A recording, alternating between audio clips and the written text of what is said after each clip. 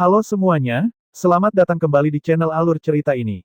Sebelum kita mulai jangan lupa untuk tekan tombol like dan subscribe, agar kalian bisa selalu update cerita-cerita seru dan menarik di channel ini. Mari kita game on. Bab 0881. Liluo keluar dari kolam air api yang mempesona dengan ekspresi puas. Setelah dia memasang kembali gelang merah tua itu di pergelangan tangannya, dia berbalik dan menatap Li Lingjing dengan tatapan yang lebih hangat sekarang. Dia tidak membuat masalah apapun selama terobosannya. Sebaliknya, dia memberikan nasihat untuk membantunya. Dengan ini, Li Luo mulai lebih mempercayainya.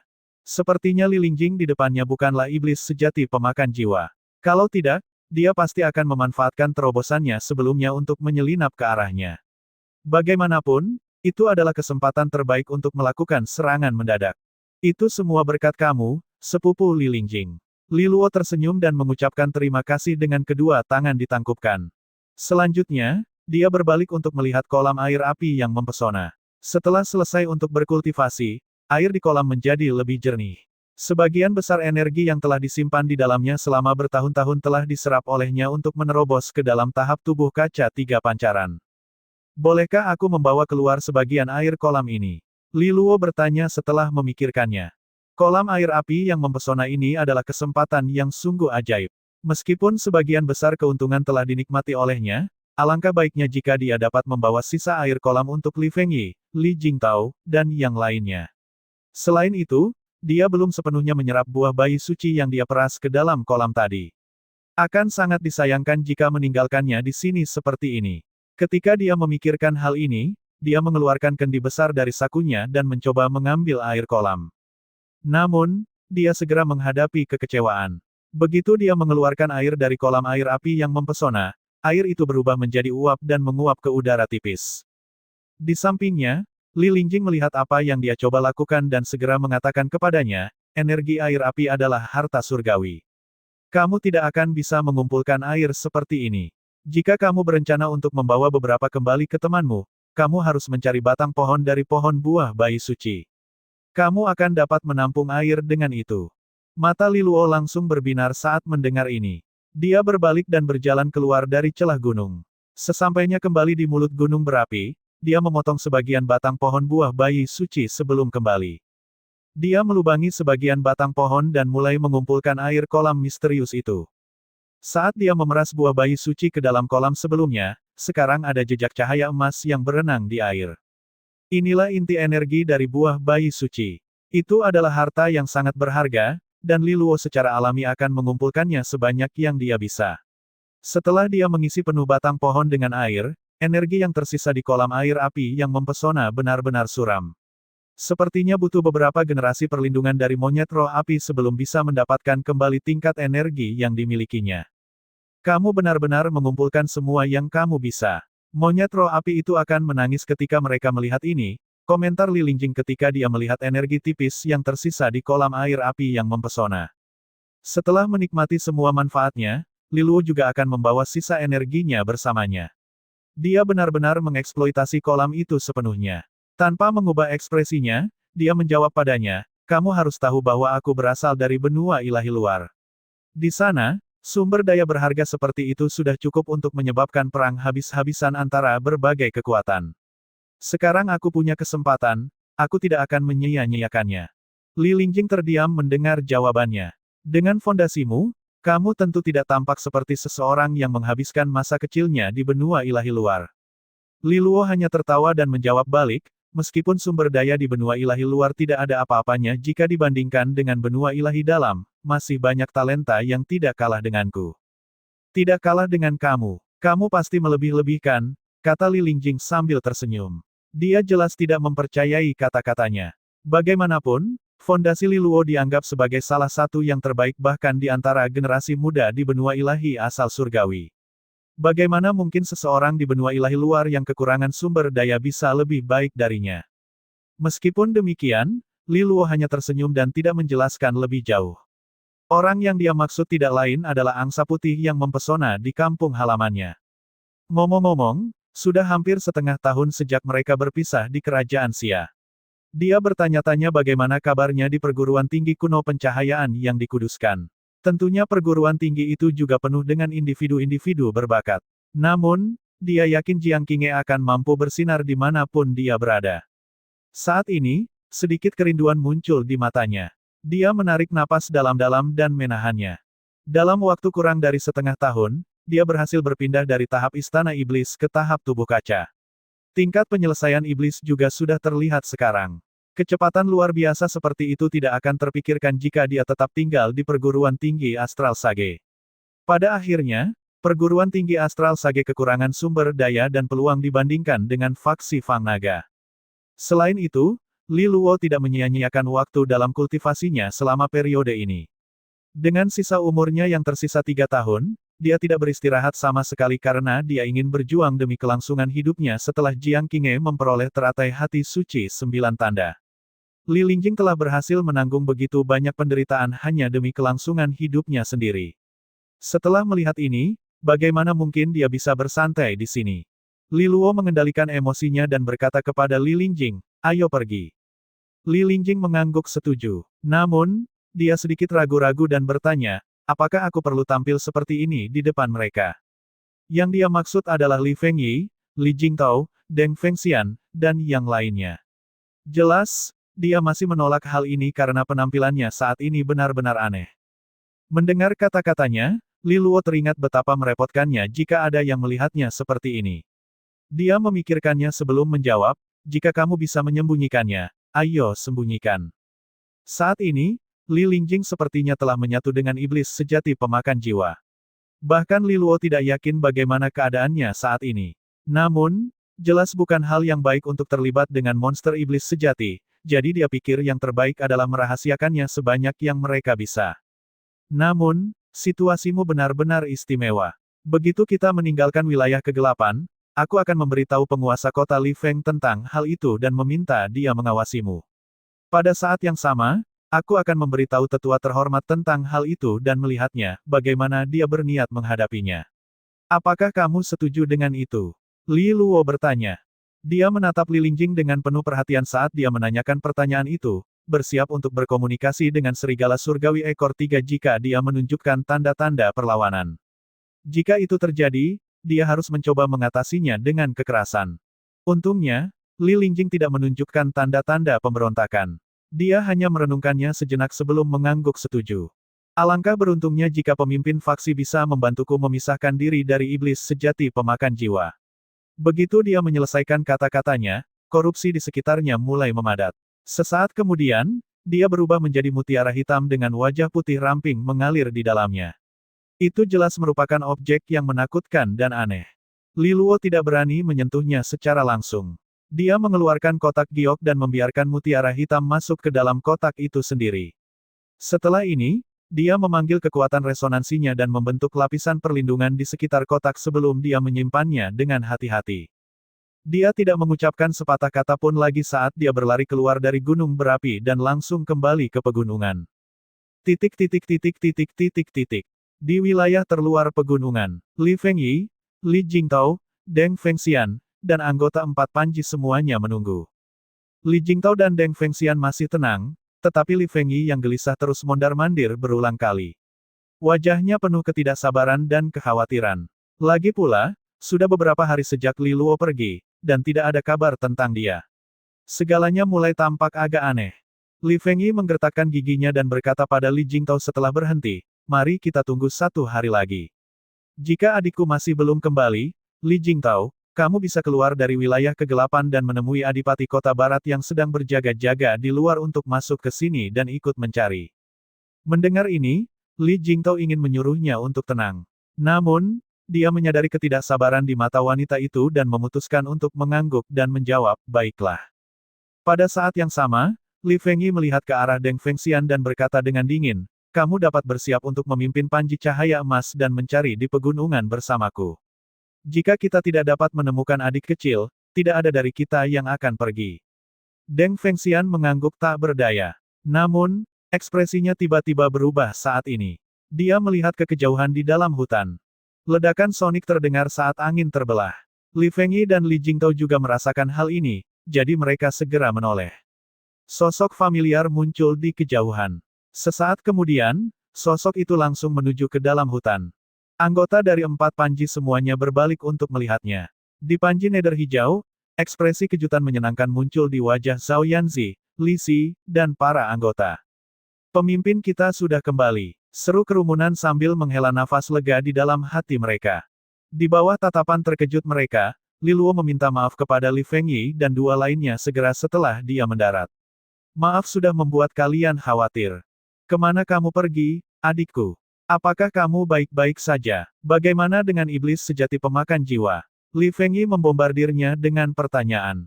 Pada saat yang sama, tubuhnya yang tegang akhirnya rileks setelah melihat Li Luo aman dan sehat. Li Luo tersenyum dan menjawab, iblis sejati pemakan jiwa diusir menggunakan metode rahasia yang diberikan oleh tetua terhormat kepadaku. Setelah itu, aku pergi lebih jauh ke pegunungan dan menemukan peluang berharga, jadi itu memakan cukup banyak waktuku di sana. Setelah menjelaskan, dia mengeluarkan 3 batang pohon berlubang dari sakunya dan memberikannya kepada Li Fengyi, Li Jingtao, dan Deng Fengxian. Aku tidak melupakan kalian. Semua orang akan mendapat bagian, ujarnya. Sebagian besar karena alasan pribadi Li Luo, mereka akhirnya menuju ke domain gelap untuk mencari buah bayi suci. Mereka bertiga telah melalui banyak bahaya karena dia, jadi dia tidak bisa membiarkan mereka kembali dengan tangan kosong. Dia telah mencoba yang terbaik untuk menebusnya dengan ini. Mereka bertiga tampak sedikit terkejut saat menerima batang pohon dan membukanya. Mereka sedikit terharu ketika melihat energi air api mengalir di dalamnya, dipenuhi jejak cahaya keemasan yang misterius. Sungguh energi yang murni dan mempesona. Mereka bertiga menggema karena terkejut, aku kira kamu masih memiliki sedikit hati nurani. Li Fengyi menyimpannya dengan senyuman lembut di wajah cantiknya. Pada saat yang sama, Li Jingtao juga tertawa kecil sambil menyimpannya. Hanya Deng Fengxian yang sedikit ragu tentang hal itu. Hubungannya dengan Li Luo tidak terlalu baik, dan pernah terjadi perselisihan di antara keduanya sebelumnya. Mereka hanya berasal dari garis keturunan yang sama, dan dia tidak tahu apakah akan menerima hadiah Li Luo atau tidak. Kamu tidak memberikan wajah adikku. Li Fengyi mengerutkan kening saat melihat keraguannya. Mengejarnya dengan omelannya, dia melanjutkan, apakah kamu tidak takut kami bertiga akan menghajarmu di sini dan sekarang jika kamu menolak menerima ini? Mendengar hal tersebut, Deng Fengxian tidak ragu-ragu lagi dan mengambil sebatang pohon pun. Li Luo tersenyum saat melihat ini. Tanpa ragu-ragu, dia memberitahu mereka dengan serius, misi selesai. Ayo cepat keluar dari sini. 3 lainnya tentu saja setuju. Kunjungan ke wilayah gelap ini penuh dengan bahaya yang jauh melampaui imajinasi mereka. Entah misi mereka berhasil atau tidak, mereka merasa sebaiknya meninggalkan tempat ini secepat mungkin. Karena itu, mereka berempat memimpin panji mereka dan keluar dari domain gelap dengan cepat. Kelompok itu dengan cepat menuju ke platform transmisi dan meninggalkan domain gelap, akhirnya memasuki kembali dunia luar. Ketika mereka menatap awan yang melingkar dan melihat langit biru yang tenang, dibelai ringan oleh angin yang tidak dipenuhi udara depresif atau diterpa bisikan yang tak ada habisnya, rombongan merasakan kedamaian. Mau tak mau mereka menghela napas lega saat stres di tubuh mereka terus-menerus hilang. Ekspedisi ke domain gelap penuh dengan bahaya, dan bahkan jumlah monster iblis sejati yang mereka temui tidak dapat dihitung dengan satu tangan. Meskipun mereka berhasil meninggalkannya dalam keadaan utuh, jantung seseorang masih berdebar ketakutan ketika mengingatnya kembali. Mungkin karena harmoni, dan meskipun ada beberapa kekurangannya, itu adalah satu-satunya cara untuk menghadapi monster iblis sejati. Jika bukan karena itu, mereka semua akan dibantai oleh satu monster saja. Aku khawatir aku tidak akan berani memasuki domain gelap tanpa perlindungan harmoni. Zhao Yanzi tersenyum pahit. Li Si, Mobi, dan yang lainnya juga merasa sedikit tertekan di hati mereka. Kekuatan iblis bumi mereka tidak cukup di dalam domain gelap. Jika mereka menyerang sendirian, hanya monster kelas bencana surgawi biasa saja sudah bisa melenyapkan mereka semua, apalagi iblis sejati. Tampaknya lokasi ini terlalu berbahaya bagi mereka. Li Fengyi, Li Jingtao, dan yang lainnya tahu bahwa anggota panji mereka menderita ketakutan yang cukup besar. Oleh karena itu, mereka memerintahkan mereka untuk mundur dan menyesuaikan kondisi mental mereka sebelum berangkat ke pintu masuk tertutup tempat Li Feng dan yang lainnya sudah menunggu. 4 pemimpin panji, kamu kembali. Li Feng buru-buru melangkah maju. Melihat mereka tidak terluka, dia menghela nafas lega. Dari 4 orang tersebut, ketiganya adalah keturunan langsung dari kepala faksi dan memiliki kedudukan yang luar biasa. Jika sesuatu terjadi pada mereka di kotanya, dia mungkin akan kehilangan posisinya sebagai penguasa kota. Kami melihat orang-orang dari garis darah Kaisar Surgawi Zhao pergi seperti babi yang ketakutan beberapa hari yang lalu. Zhao Jingyu kehilangan kedua tangannya dan tampak sangat sedih. Hal itu membuatku khawatir tanpa henti, bertanya-tanya dalam situasi berbahaya seperti apa kalian berada. Jika tidak ada di antara kalian yang muncul dalam 1 atau 2 hari berikutnya, kami akan mengirim orang untuk mencarimu. Li Feng meringis saat ini.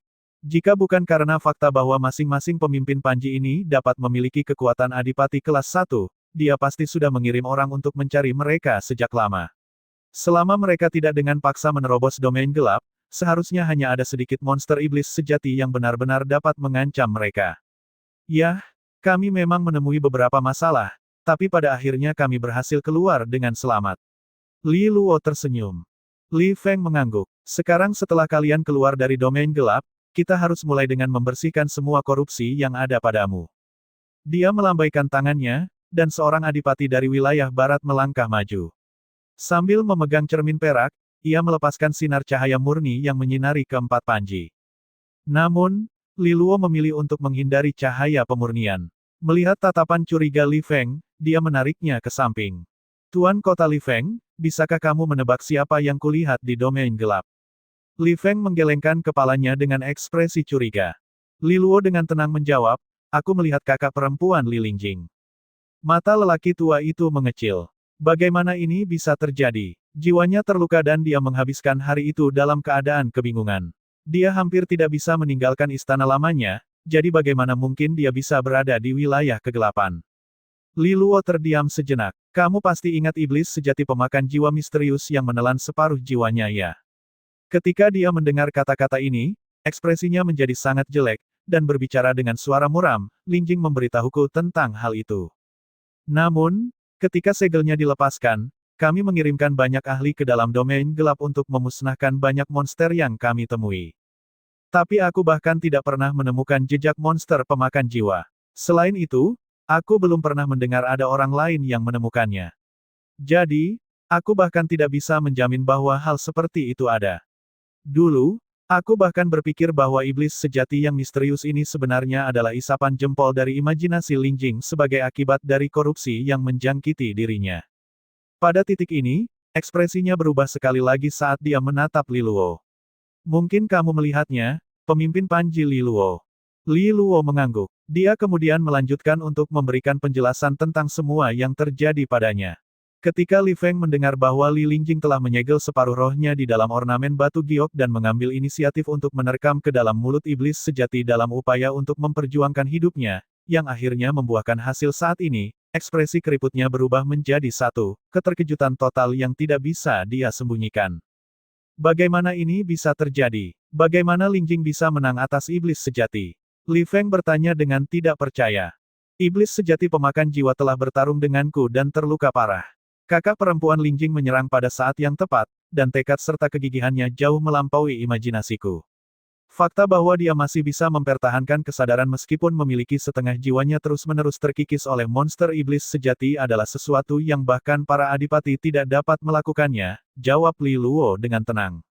Li Luo kemudian mengulurkan tangan, dan sebuah mutiara hitam muncul. Di permukaan, wajah putih terlihat sambil memancarkan aura korupsi yang kuat. Lingjing. Li Feng tersentak ketika dia mengenali wajah familiarnya. Li Luo dengan cepat menyimpan benda itu. Berdasarkan apa yang dikatakan kakak Lingjing, selama benda ini didekatkan ke tubuhnya, rohnya akan dapat kembali. Pada saat itu, bakat dan potensinya juga akan pulih. Wajah Li Feng penuh emosi yang rumit. Ada kebahagiaan dan kesedihan di dalamnya. Kebahagiaan karena Li Lingjing adalah seorang jenius luar biasa yang hanya terlihat sekali dalam 100 tahun. Jika dia bisa kembali normal, itu akan menjadi kabar baik bagi keluarga Li di wilayah barat. Namun, dia telah terlalu lama disiksa oleh monster iblis sejati dan mungkin telah rusak. Tidak ada yang bisa menjamin siapa dia sebenarnya saat ini, manusia atau monster. Alasan aku memberitahumu hal ini adalah karena aku ingin kamu menemaniku dan mengawasi dengan cermat kesembuhan kakak Li Lingjing. Setelah ini selesai, apapun hasilnya, akan aku bawa ke Gunung Taring Naga dan diperiksa oleh penatua yang terhormat, Li Luo menjelaskan. Li Feng menghela nafas, aku mengerti. Li Luo ingin dia menemani mereka, untuk memastikan bahwa dia bisa menjaga Li Lingjing dan memastikan tidak ada hal rumit yang muncul. Kalau begitu mari kita lanjutkan dulu, saran Li Feng sambil melirik keempat Panji yang sedang menjalani pemurnian. Li Luo memikirkannya dan mengangguk. Dia ingin segera menyelesaikan masalah ini karena memegang mutiara hitam itu benar-benar terasa seperti dia dibebani dengan tugas yang luar biasa. Dia kemudian berbalik untuk memberitahu pemimpin Panji lainnya bahwa mereka akan berkumpul kembali di kota barat. Meski yang lain menganggapnya agak aneh, mereka hanya mengangguk. Setelah membuat pengaturan, di bawah pimpinan Li Feng, mereka buru-buru bergegas menuju kota barat. Setengah hari kemudian, keduanya tiba dan langsung menuju rumah tua tanpa jeda. Bagaimana kabar Lingjing beberapa hari terakhir ini? Li Feng bertanya pada kepala pelayan tua. Patriark, Nyonya muda Lingjing mengalami koma pada hari setelah Anda pergi dan belum juga bangun, jawab kepala pelayan dengan cemas. Tatapan Li Luo sedikit menyempit. Li Feng telah pergi ke domain gelap bersamanya, dan alasan komanya pasti karena menyembunyikan sisa separuh rohnya di dalam ornamen batu giok. Tubuhnya sekarang menjadi sekam kosong dan secara alami mengalami koma. Li Feng mengangguk sambil buru-buru membawa Li Luo ke kamarnya. Di dalamnya ada banyak sekali barang milik seorang wanita muda. Li Feng buru-buru mengusir semua orang sementara Li Luo mendekati tempat tidur. Yang dia lihat hanyalah Li Lingjing yang terbaring diam di sana, kulit cantiknya pucat dan kekurangan darah. Dia bernapas sangat pelan hingga hampir tidak terasa. Li Lingjing telah mengambil inisiatif untuk memisahkan roh dari tubuhnya untuk mencapai tujuannya. Apa yang dia lakukan sangatlah beresiko, dan jika memakan waktu terlalu lama, jiwa dan raganya akan terputus satu sama lain dan tubuhnya akan merosot, akhirnya membusuk. Pilihan yang diambilnya merupakan pertaruhan besar. Jika ada yang tidak beres, dia tidak akan bisa kembali. Keyakinan ini bahkan membuat Li Luo merasa hormat padanya. Sambil berpikir, dia membalikkan telapak tangannya dan sebuah mutiara hitam muncul. Dengan munculnya mutiaranya, seluruh ruangan tampak menjadi gelap dan udara menjadi dingin. Ekspresi Li Feng terasa berat. Energi dalam jumlah besar melonjak keluar dari dirinya, dan benteng Adipati muncul, memancarkan aura yang menekan. Membentuk segel tangan dengan kedua tangan, energi mengancam seluruh ruangan, mencegah korupsi keluar. Li Luo menunduk saat dia fokus pada mutiara hitam. Di permukaannya terdapat wajah pucat yang familiar dan tampak agak tidak nyaman. Sepupu Lingjing, aku mengundangmu untuk kembali ke tubuhmu sekarang. Setelah mendengar suara lembut Li Luo, wajah di dalam mutiara berubah menjadi seberkas cahaya yang menembus dahi wanita yang sedang tidur. Begitu rohnya meninggalkan mutiara hitam, kerusakan yang tak ada habisnya melonjak, dan bahkan bisikan aneh pun terdengar di ruangan itu. Pada titik ini, tampaknya ia telah memperoleh suatu kesadaran karena ia juga melesat keluar dari mutiaranya, langsung menuju ke tubuh Li Lingjing juga. Makhluk busuk. Li Feng berteriak marah ketika kekuatan resonansinya yang mendominasi membentuk roda cahaya yang tak terhitung jumlahnya, langsung melindungi tubuhnya. Sayangnya, terlepas dari upaya terbaik Li Feng, cahaya hitam dengan mudah melewati perlindungan dan menembus perut bagian bawah Li Lingjing. Perkembangan yang tiba-tiba ini menyebabkan mereka berdua terlihat sangat suram. Li Luo dan Li Feng mengerutkan kening. Li Feng buru-buru melangkah maju dan dengan ringan melepaskan jubah yang menutupi bagian bawah dada. Perut rata dan putih terlihat. Keduanya juga bisa melihat di sana ada bekas luka hitam. Itu seperti tanda hitam yang hidup, menggeliat perlahan. Mulutnya terhubung ke ekornya, seperti cacing yang panjang. Aura aneh bisa dirasakan datang darinya. Ini adalah aura iblis sejati pemakan jiwa, Li Luo menjelaskan dengan murung. Senyuman pahit muncul di wajah tua Li Feng. Tubuh Lingjing sendiri terlalu lemah. Bagaimana aku bisa mengirimkan iblis sejati pemakan jiwa jika sudah menempel di tulangnya seperti herbaler? Sementara Li Lingjing telah mengembalikan rohnya ke tubuhnya, roh itu telah menyatu dengan dagingnya. Alis Li Luo mengernyit saat dia menjawab, apa sebenarnya yang coba dilakukan oleh iblis sejati pemakan jiwa? Mengapa tindakannya sangat aneh dibandingkan dengan monster iblis sejati? Iblis sejati pemakan jiwa memiliki kecerdasan luar biasa dan mampu mengembangkan bakat manusia. Ini adalah sesuatu yang belum pernah dia lihat dimiliki oleh orang lain. Selain itu, dari pertukaran serangan yang mereka lakukan sebelumnya, iblis sejati pemakan jiwa adalah iblis sejati kelas 3. Li Luo tidak bisa mengatakan bahwa itu lemah, tetapi jika dibandingkan dengan faksi taring naga, ini hampir tidak bisa dianggap ahli. Namun, Dia bisa merasakan bahwa iblis sejati pemakan jiwa menunjukkan kekuatan misterius yang melampaui rata-rata iblis sejati kelas 3. Li Feng menggelengkan kepalanya. Ini pertama kalinya aku membahas hal seperti ini setelah perjalanan yang tak terhitung jumlahnya ke wilayah gelap wilayah barat. Itu artinya dia sengaja menyembunyikan dirinya untuk mencari peluang menghasilkan para jenius yang luar biasa, jelas Li Luo. Tatapan Li Feng berubah serius. Iblis sejati penipu ini agak aneh. Itu benar-benar berbeda dari monster iblis sejati yang normal, dan dia tidak bisa menebak alasan tindakannya. Yang bisa dia lakukan hanyalah berkata tanpa daya, yang lain datang dalam berbagai bentuk yang aneh dan mengerikan dan sulit ditangkap. Melihat beberapa monster iblis sejati yang memiliki kekuatan tak terbayangkan bukanlah hal yang tidak terduga. Mungkin ini bahkan mungkin menyadarinya. Mungkin, Li Luo tidak punya jawaban lain saat dia menatap segel mirip cacing yang menggeliat di perut bagian bawah Li Lingjing. Sepertinya sepupu Lingjing perlu menghabiskan waktu di Gunung Taring Naga untuk memulihkan dirinya. Jika tanda iblis sejati pemakan jiwa tidak dapat diatasi, tidak akan ada yang tahu apakah atau kapan dia akan benar-benar rusak.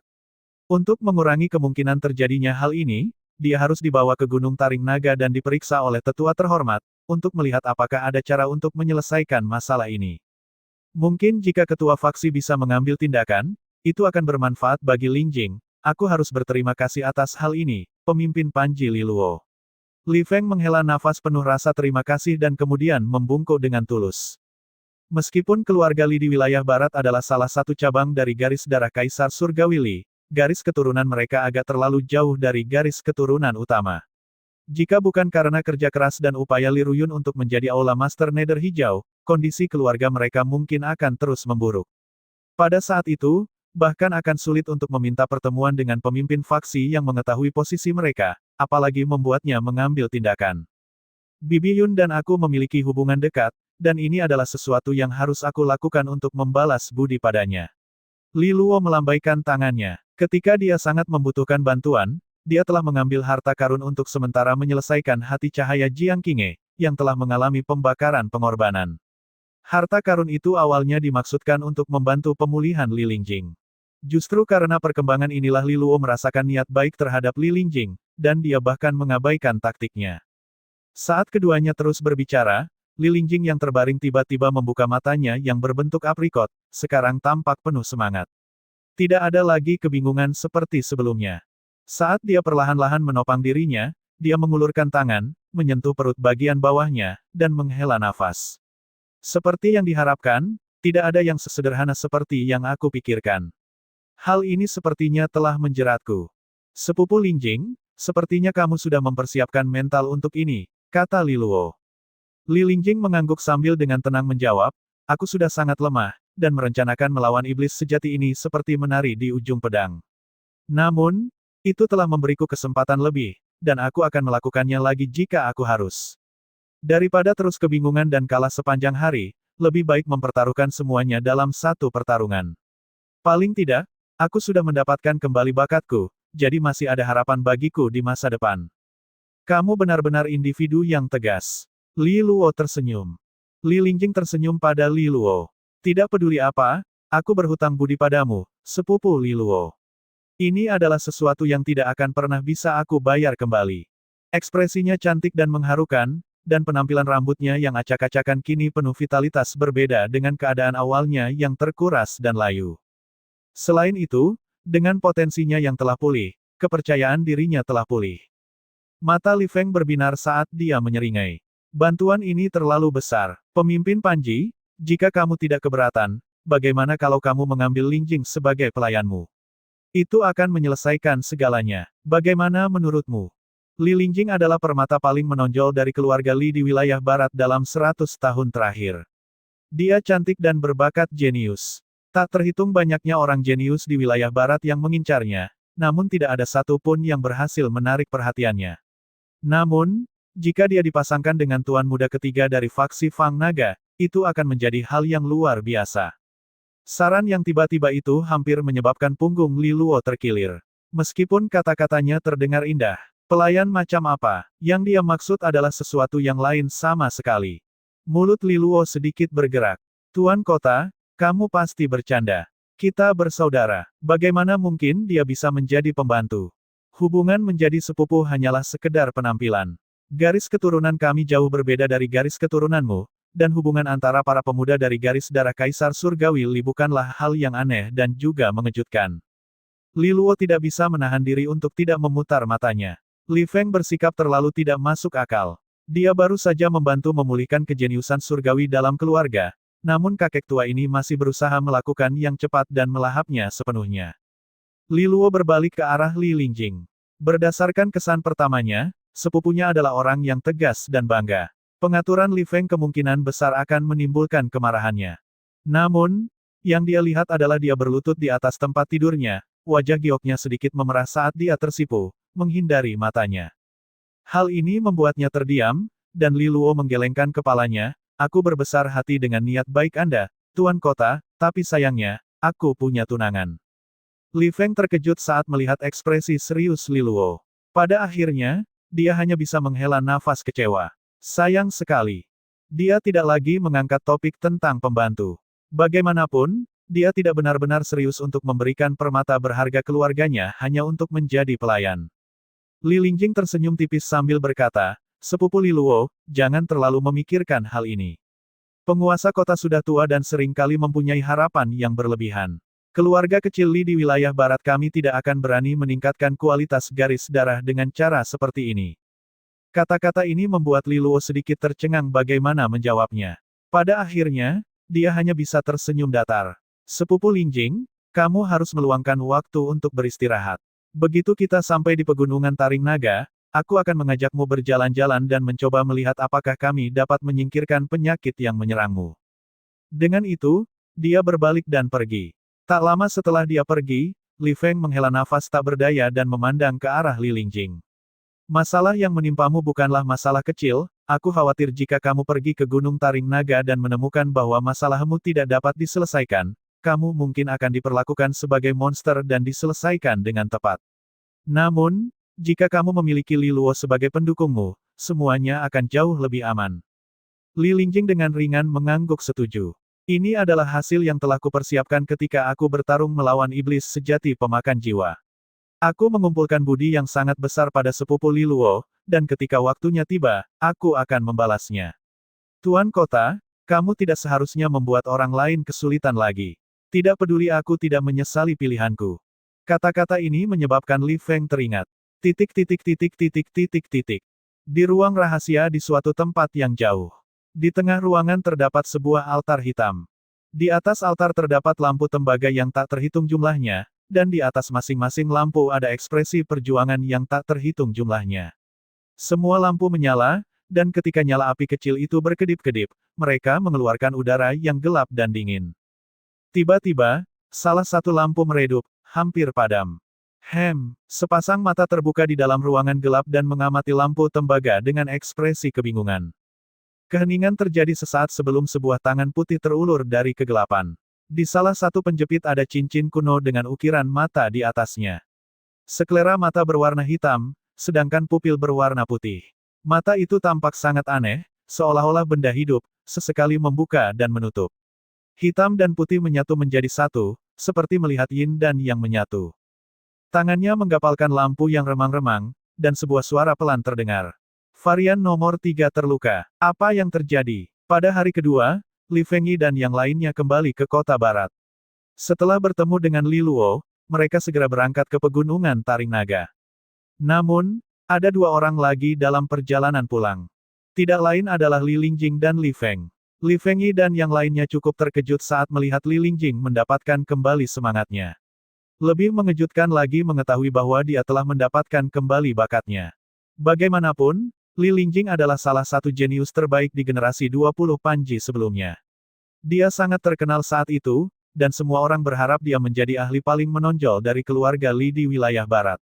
Sayangnya, tak seorang pun mengira dia akan terlibat kejadian dengan iblis sejati tepat sebelum pemilihan 20 Panji diadakan.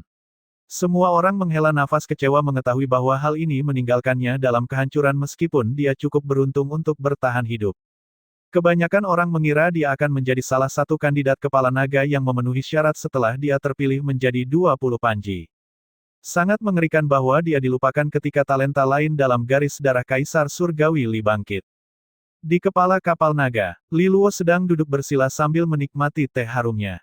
Itu adalah pemandangan yang menenangkan saat dia menyaksikan kapal berlayar menembus awan dengan daratan luas di bawahnya.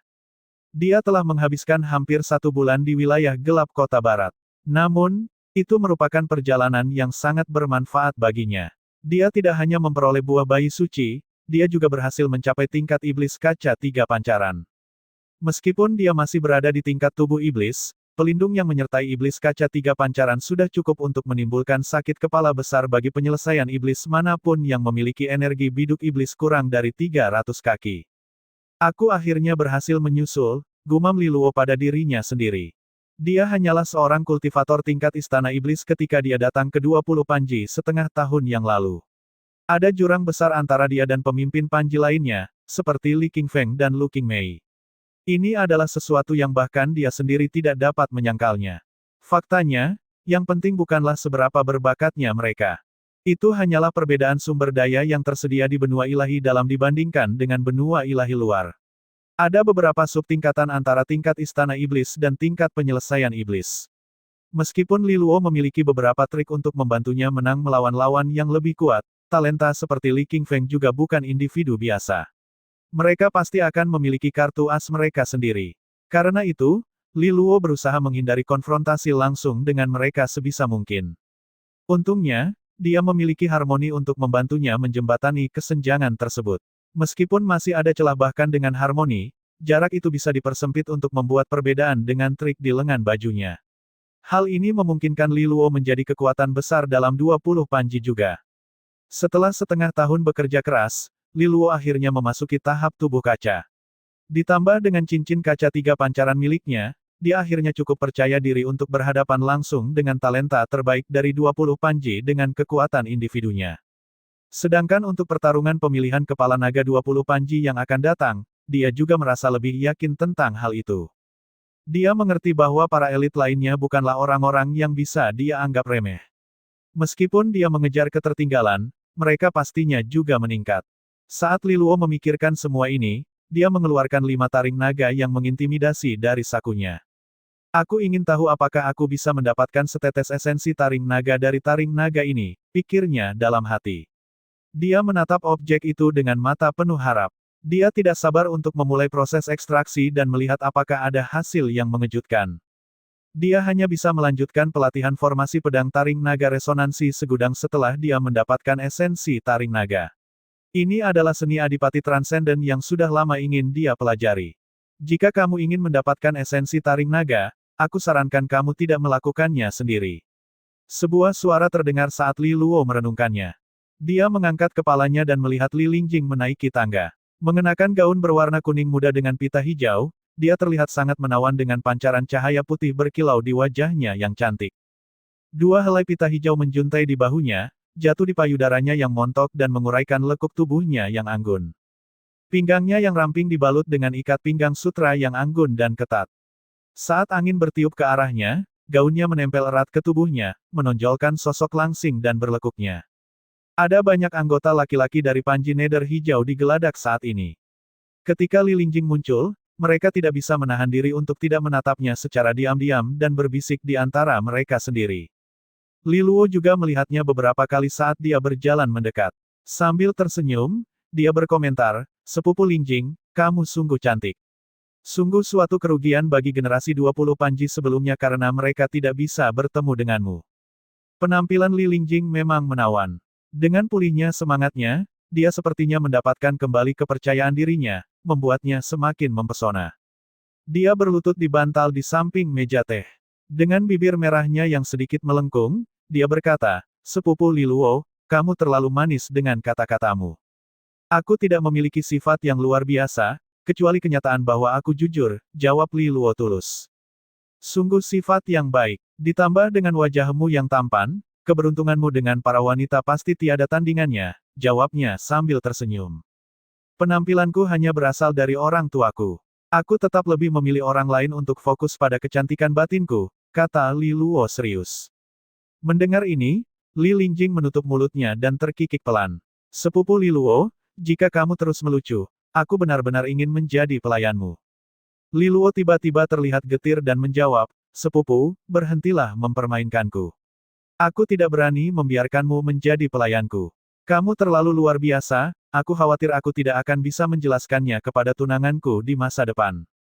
Dengan tatapan penasaran, Li Lingjing bertanya, apakah kamu benar-benar punya tunangan? Li Luo mengangguk dan berkata, bagaimana aku bisa berbohong tentang itu?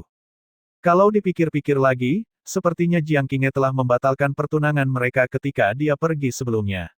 Sebenarnya, mungkin dia bukan lagi tunangannya. Saat dia memikirkan hal ini, teh di tangannya tidak terasa manis lagi. Perasaan mereka terhadap satu sama lain tidak akan berubah tanpa selembar kertas, tapi masih terasa sedikit aneh tampaknya. Li Luo menghela nafas dalam hatinya. Dia ingin menyusun pertunangan baru dengan Jiang Qinghe setelah memutuskan pertunangan sebelumnya. Namun, dia telah menyalakan hati cahayanya, dan dia secara alami melupakan semua masalah kecil ini. Bukankah kamu berasal dari benua ilahi luar? Jadi, apakah tunanganmu juga berasal dari sana? Li Lingjing terus bertanya dengan rasa ingin tahu. Li Luo mengangguk. Li Lingjing terkekeh lagi dan menjawab, sepupu Li Luo, kamu benar-benar membuatku terkesan. Bahkan setelah datang ke benua ilahi bagian dalam, kamu masih ingat kekasihmu. Ada banyak gadis bangsawan di faksi Taring Naga yang bisa kamu pilih, selama kamu inginkan. Sambil tersenyum, Li Luo berkata, aku tidak pernah merasa seperti itu. Li Lingjing mengangguk dan melanjutkan dengan penuh minat, tetapi bahkan jika kamu tidak berpikir demikian, dengan bakat dan latar belakangmu, kamu pasti akan menjadi salah satu bujangan terbaik di benua ilahi asal surgawi di masa depan. Ketika saatnya tiba, akan ada banyak wanita cantik tiada taraf yang jatuh cinta padamu. Saat itu, mungkin kamu masih akan merindukan kekasih lamamu. Tapi bagaimana perasaannya saat menghadapi begitu banyak lawan yang lebih cantik darinya? Li Luo tercengang saat mendengar ini. Ekspresinya berubah sedikit rumit. Lawan yang lebih cantik, bagaimana perasaannya? Apakah angsa putih besar benar-benar mempertimbangkan hal seperti itu? Melihat reaksinya, Li Lingjing bertindak seolah dia tidak bisa berkata-kata dan tidak menyelidiki lebih jauh. Dia mengambil teko dan menuang minuman untuk dirinya sendiri. Setelah beberapa saat, Li Luo berhenti membeku. Saat dia melihat wanita muda dengan senyuman aneh di bibirnya, dia merasa temperamen Li Lingjing menjadi sedikit jahat. Ini pasti akibat terjerat dengan iblis sejati pemakan jiwa. Namun, di satu sisi, itu juga membuatnya tampak sedikit lebih menawan. Li Luo menundukkan kepalanya dan tidak membungkuk lebih jauh. Kembali ke topik, dia mengetuk 5 taring naga yang berbintik-bintik. Sepupu Lingjing, kenapa kamu menyuruhku untuk tidak melakukannya sendiri jika aku menginginkan esensi taring naga? Li Lingjing tersenyum manis saat mendengar pertanyaan Li Luo. Dia kemudian mengangkat jari rampingnya dan menunjuk ke 5 taring naga, sambil berkata, karena tidak ada setetes pun esensi taring naga yang lahir di dalamnya. Li Luo menatap dengan tidak percaya. Dia tidak bisa menahan diri untuk tidak bertanya, bagaimana kamu tahu? Bisakah kamu merasakan esensi taring naga? Itu adalah sesuatu yang bahkan adipati yang kuat dan berkuasa pun tidak bisa melakukannya kan? Aku memang bisa merasakannya, tapi itu perasaan yang sangat abstrak. Aku tidak terlalu yakin bagaimana jadinya pada akhirnya, kata Li Lingjing sambil memoles taring yang bersih dan putih. Dia menoleh sedikit ke arah Li Luo dan melanjutkan, sepupu Li Luo, mengapa kamu tidak mencobanya? Coba dan cabut salah satu taringnya dan lihat apakah firasatku benar. Ini menempatkan Li Luo pada posisi yang sangat sulit. Dia tidak dapat memutuskan apa yang harus dilakukan sekarang karena taring naga ini sangat berharga baginya. Dibutuhkan begitu banyak upaya untuk mencapainya, dan itu adalah satu-satunya harapannya untuk mengembangkan formasi pedang taring naga resonansi segudang.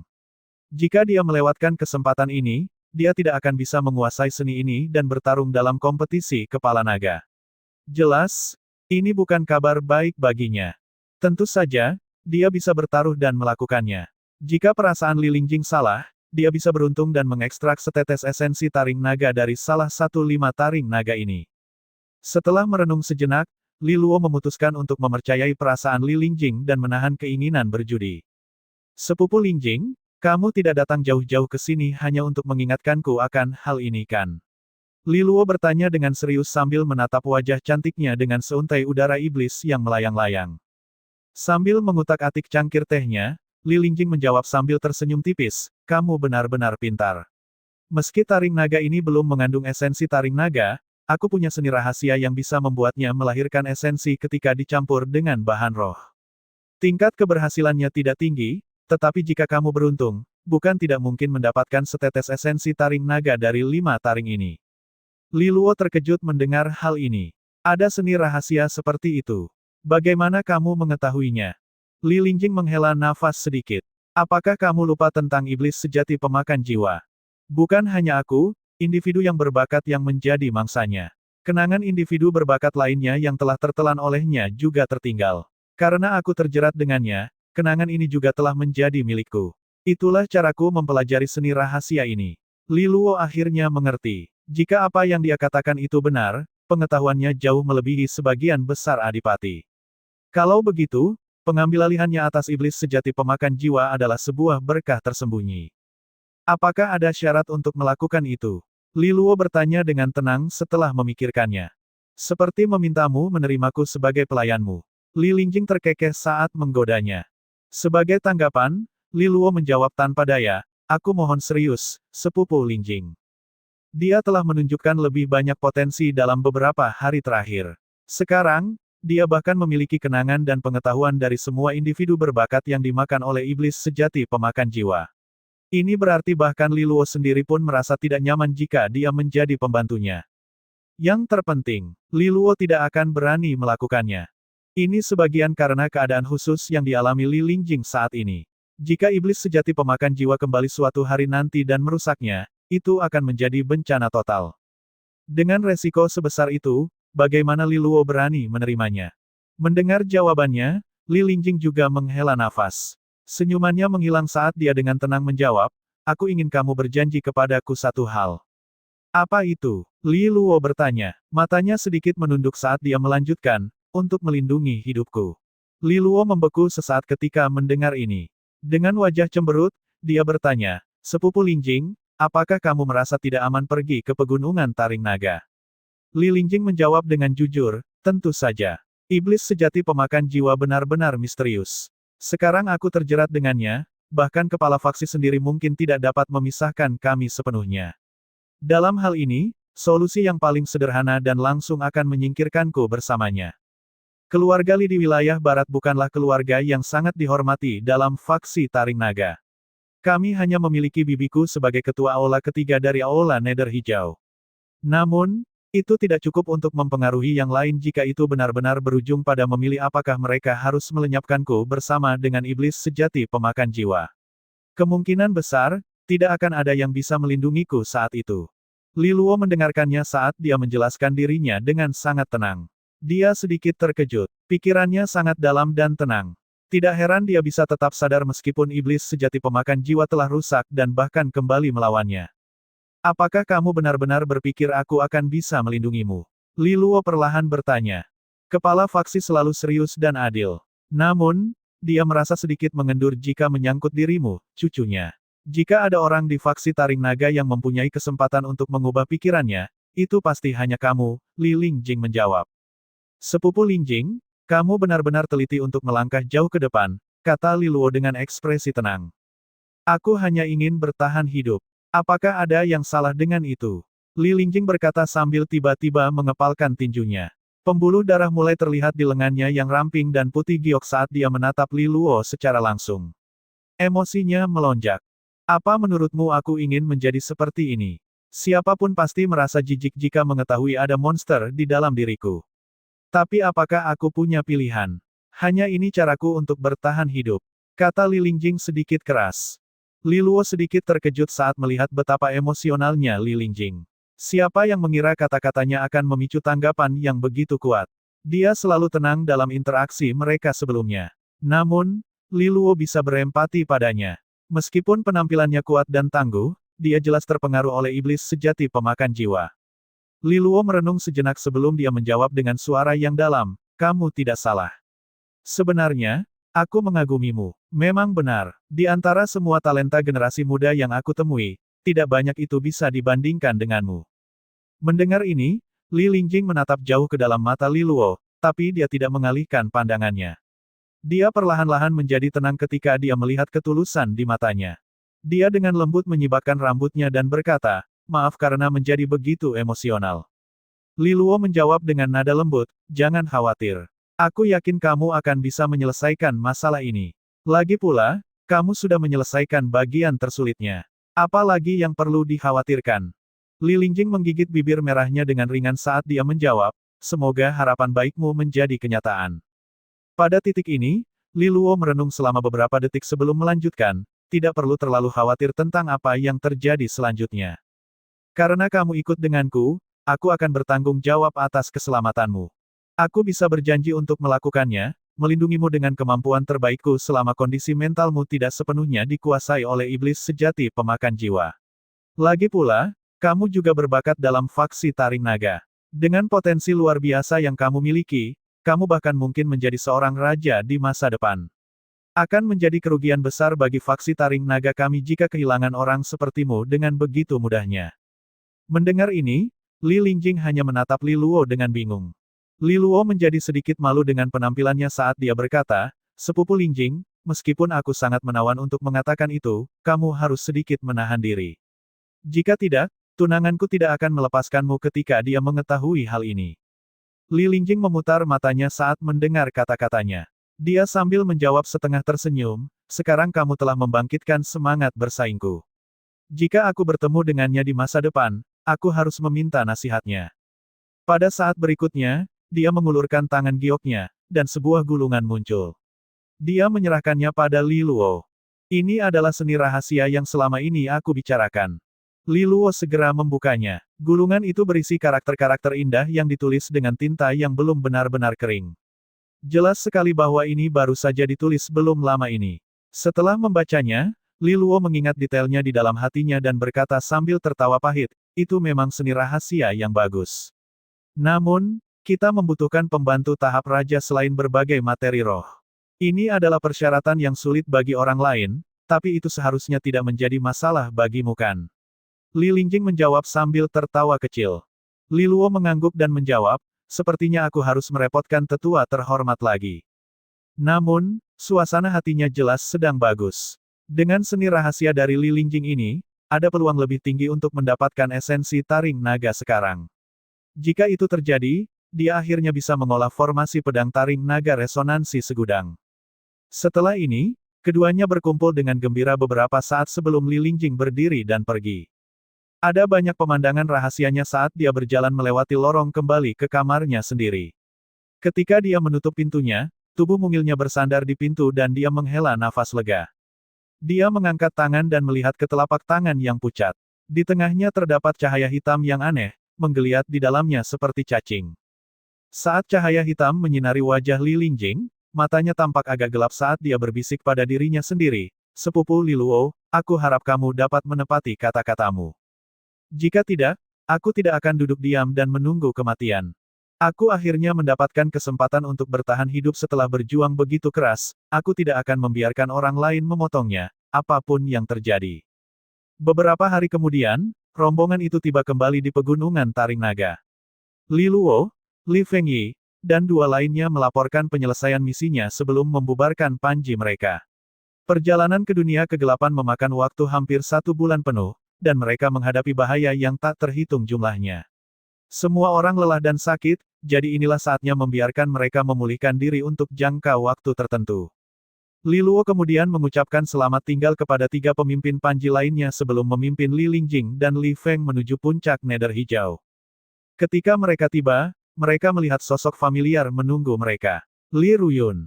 Bibi Yun, Li Luo meliriknya, dan dia mempercepat langkahnya ke arah mereka. Dalam perjalanan pulang, dia mengambil inisiatif untuk memberitahu dia tentang kesembuhan Li Lingjing. Li Ruyun menyayangi Li Lingjing dan memperlakukannya seperti anak perempuannya. Meskipun dia sibuk mengurus urusan Aula Nether Hijau, dia masih menghabiskan banyak upaya untuk mendapatkan obat-obatan spiritual agar dia bisa pulih. Sekarang dia tiba-tiba menerima kabar tentang kesembuhan Li Lingjing, dia dipenuhi dengan kejutan dan kegembiraan. Li Luo juga mengetahui hal ini dan tentu saja menyingkir. Li Lingjing, yang berada di belakangnya, memperhatikan Li Ruyun dengan cepat mendekat, matanya memerah saat dia dengan serak berkata, Bibi. Dia juga mulai berjalan cepat ke lokasi, langsung memasuki pelukannya. Li Ruyun juga berlinang air mata dan terus-menerus memeluk kepala Li Lingjing saat dia berbicara. Lingjing, maaf untukmu. Kamu akhirnya pulih. Tahun-tahun ini sangat berat bagimu. Li Lingjing dengan erat memeluk pinggang Li Ruyun, membenamkan wajahnya di dadanya saat tetesan air mata jatuh. Bibi, aku sangat merindukanmu. Bahkan Li Feng menghela nafas secara emosional melihat pemandangan ini. Tidak terkecuali Li Luo, diam-diam berdiri di samping dan membiarkan keduanya melampiaskan emosi mereka. Beberapa saat kemudian, Li Ruyun mengusap tepi matanya dan senyuman muncul di wajahnya. Li Luo, kamu benar-benar bintang keberuntungan keluargaku. Hanya perjalanan acak ke kota barat dan kamu berhasil membantu memulihkannya. Li Ruyun tersenyum. Li Luo tidak tahu bagaimana menjawabnya. Dia belum menjelaskan situasi tentang iblis sejati pemakan jiwanya, tapi dia terlalu bahagia saat ini. Dia tidak ingin mengurangi kebahagiaannya, dan mungkin ini terlalu dini untuk dilakukan. Li Luo melirik Li Lingjing. Situasi ini adalah situasi yang tidak bisa disimpan selamanya.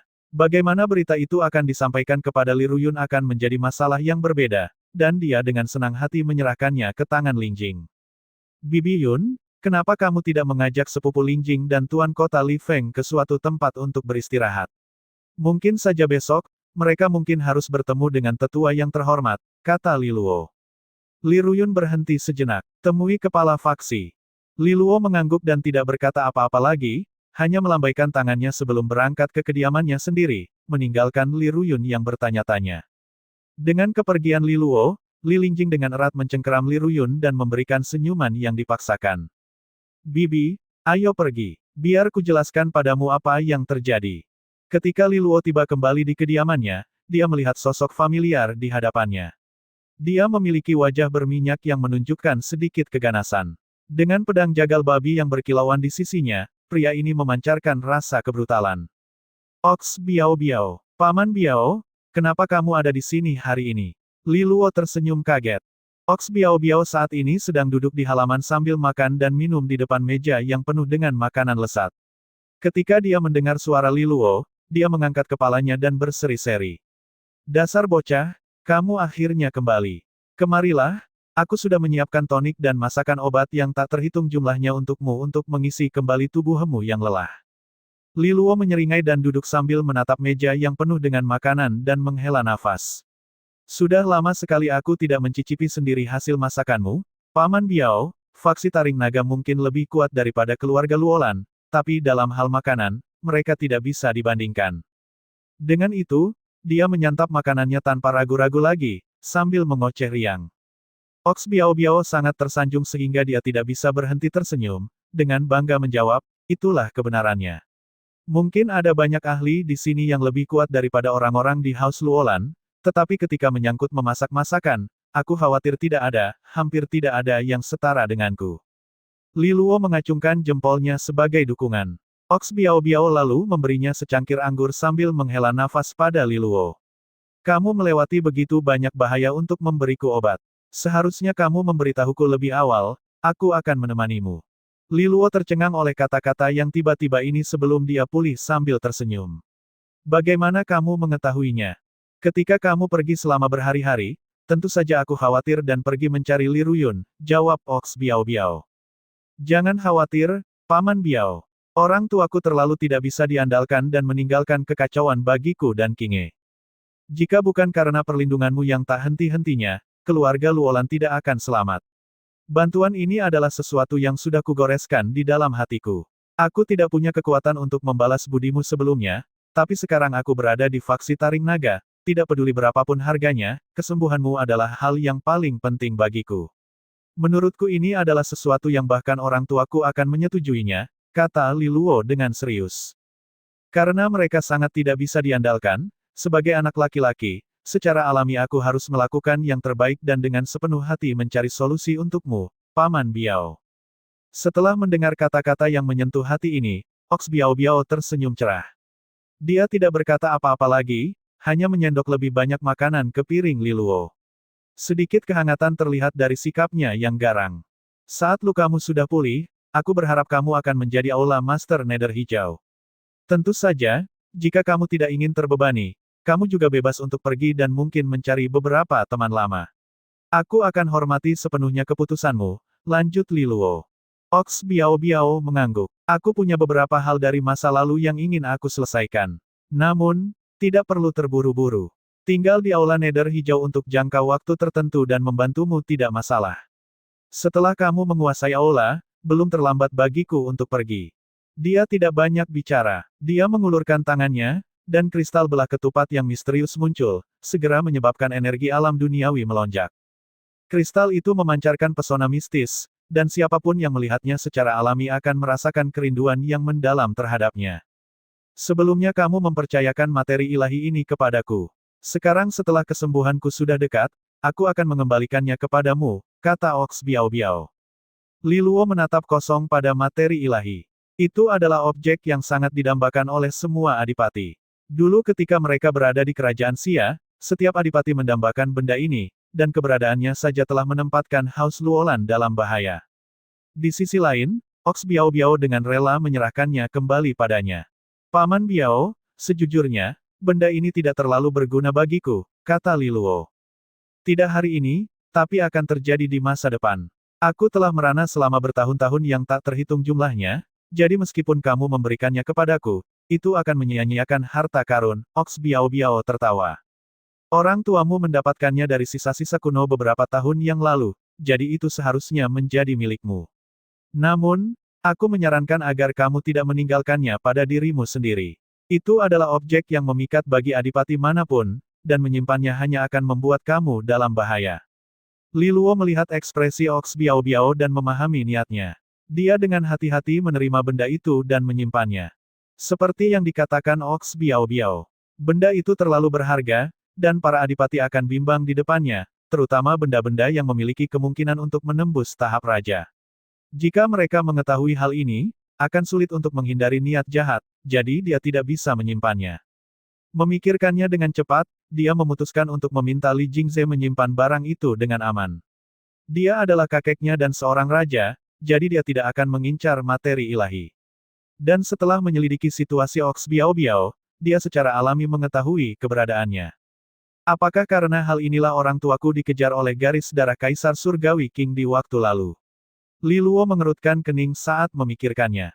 Materi surgawi adalah harta karun kelas atas, tetapi garis darah Kaisar Surgawi King sendiri sangat luar biasa. Tidak mungkin karena benda inilah dua kekuatan Kaisar Surgawi yang berada di titik puncak memutuskan perangkan. Situasi pada saat itu sangatlah kompleks. Kedua belah pihak telah mengumpulkan terlalu banyak permusuhan. Materi ilahi tidak memiliki keinginan yang begitu besar untuk menyebabkan hal itu. Ox Biao Biao menghela nafas ketika datangnya dengan cepat menyapu area tersebut sebelum dia melanjutkan dengan suara rendah. Aku pikir orang tuamu mendapatkan sesuatu yang lebih ajaib. Mengenai apa itu, aku khawatir tidak ada orang lain selain mereka berdua yang tahu. Garis Kaisar Surgawi Darah King mungkin merasakan hal yang sama dan kemudian mengejar mereka tanpa henti. Tatapan Li Luo menyusut. Apa yang bisa diperoleh orang tuanya dari sisa-sisa kuno yang bahkan bisa melebihi nilai materi ilahi.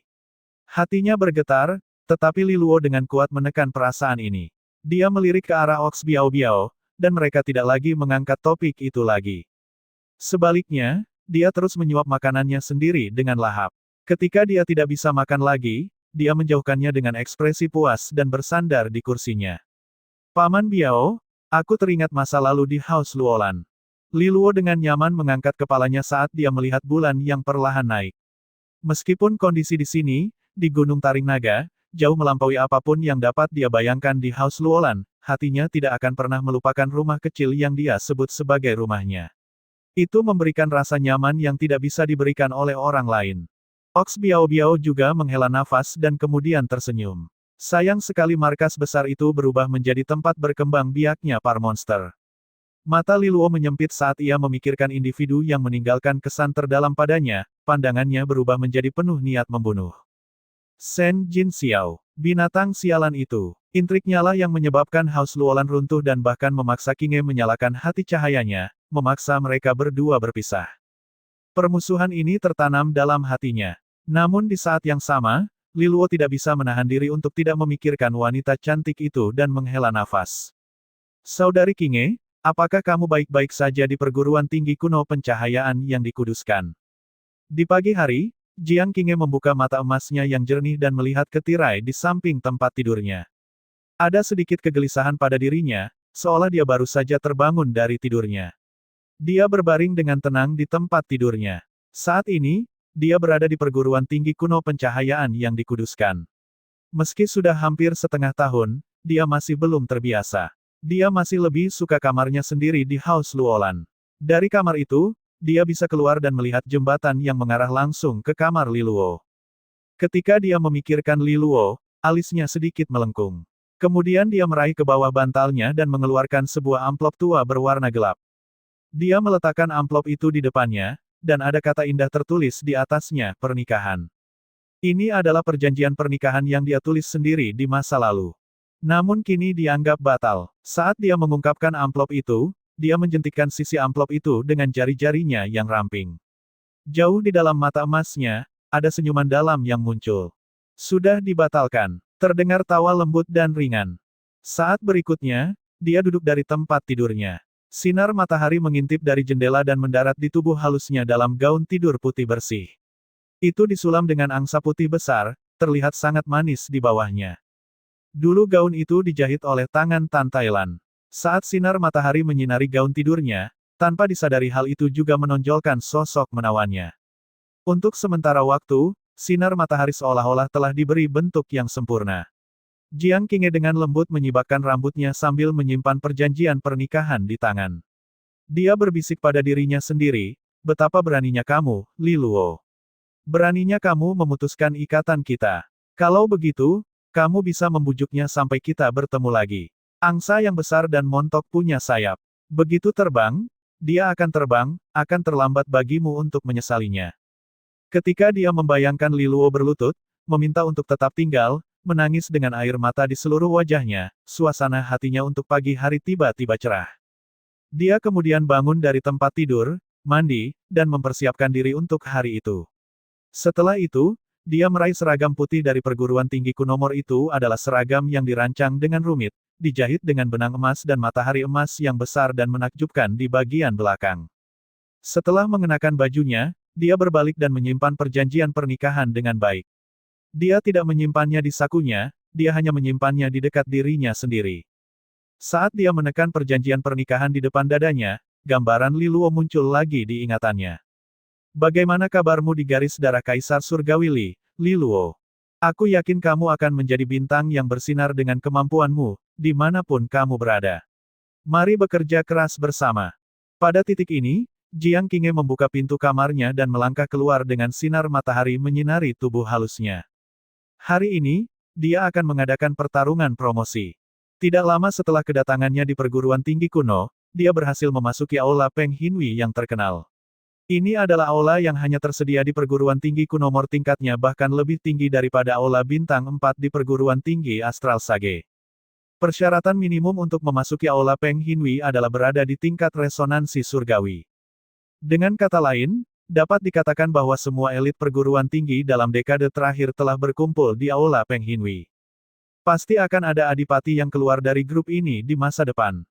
Ini sudah pasti. Adapun apakah akan ada raja atau tidak, itu tergantung pada takdir individu. Ada aula atas dan aula bawah di aula Peng Hinwi. Jiang Qinghe saat ini berada di aula bawah. Namun, dia akan menantang siswa dari aula atas hari ini. Jika dia menang, dia akan bisa naik. Ada total 99 kursi di aula atas. Masing-masing ditempati oleh seseorang di tingkat resonansi surgawi besar, dan kepemilikannya akan ditentukan berdasarkan eliminasi. Dengan kata lain, jumlah kursi yang tersedia terbatas. Agar seseorang dapat membobolnya, mereka harus mengusir orang lain dari sana. Begitulah kenyataan pahit dari kompetisi ini. Oleh karena itu, pertarungan promosi selalu menjadi topik yang paling banyak dibicarakan di kampus. Terlebih lagi, pertarungan promosi ini melibatkan Jiang Qinghe, pendatang baru paling terkenal dalam 6 bulan terakhir. Saat sampai di tempat pertarungan, sudah ada banyak orang yang duduk di antara penonton. Itu adalah tempat yang ramai dan penuh. Saat dia masuk, ada banyak tatapan penuh gairah yang menatapnya. Perguruan tinggi kuno pencahayaan yang dikuduskan adalah tempat yang penuh dengan bakat terpendam. Ada banyak individu berbakat di sini. Faktanya, bahkan beberapa talenta dari pasukan Kaisar Surgawi dilatih di sini. Meskipun demikian, Jiang Qinghe telah menjadi perbincangan di kota itu sejak dia masuk ke perguruan tinggi kuno pencahayaan yang dikuduskan 6 bulan lalu. Selain kecantikannya yang menawan, dia juga memiliki aura yang luar biasa di sekelilingnya. Dia masuk ke aula bawah aula Peng Hinui segera setelah dia tiba. Terlebih lagi, dia belum pernah kalah dalam satu pertarungan pun hingga saat ini dan telah berjuang untuk mencapai puncak di aula bawah sebagai pendatang baru. Ini merupakan pencapaian yang spektakuler. Dalam waktu kurang dari setengah tahun, dia sudah mengambil bagian dalam pertarungan promosi. Meskipun ini bukan rekor yang belum pernah terjadi sebelumnya dalam sejarah sekolah, ini masih merupakan peristiwa yang jarang terjadi.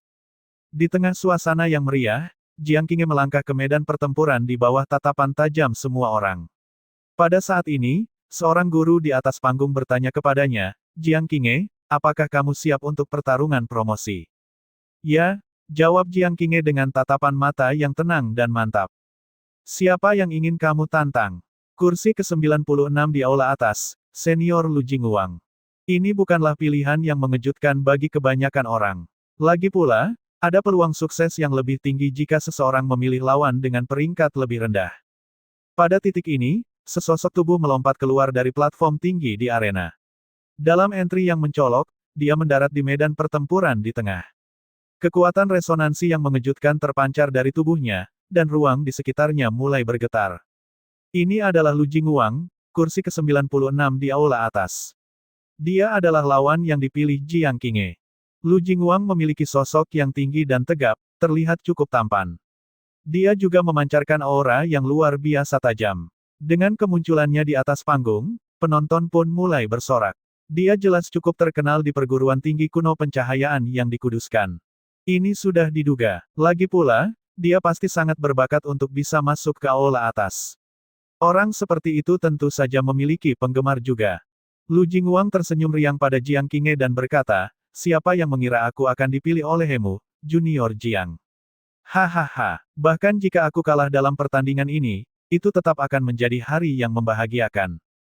Jiang Qinghe menggelengkan kepalanya sedikit dan menjawab, "Itu karena kamu satu-satunya yang memiliki resonansi logam di antara peringkat bawah." Mendengar ini, Lu Jingguang sedikit terkejut.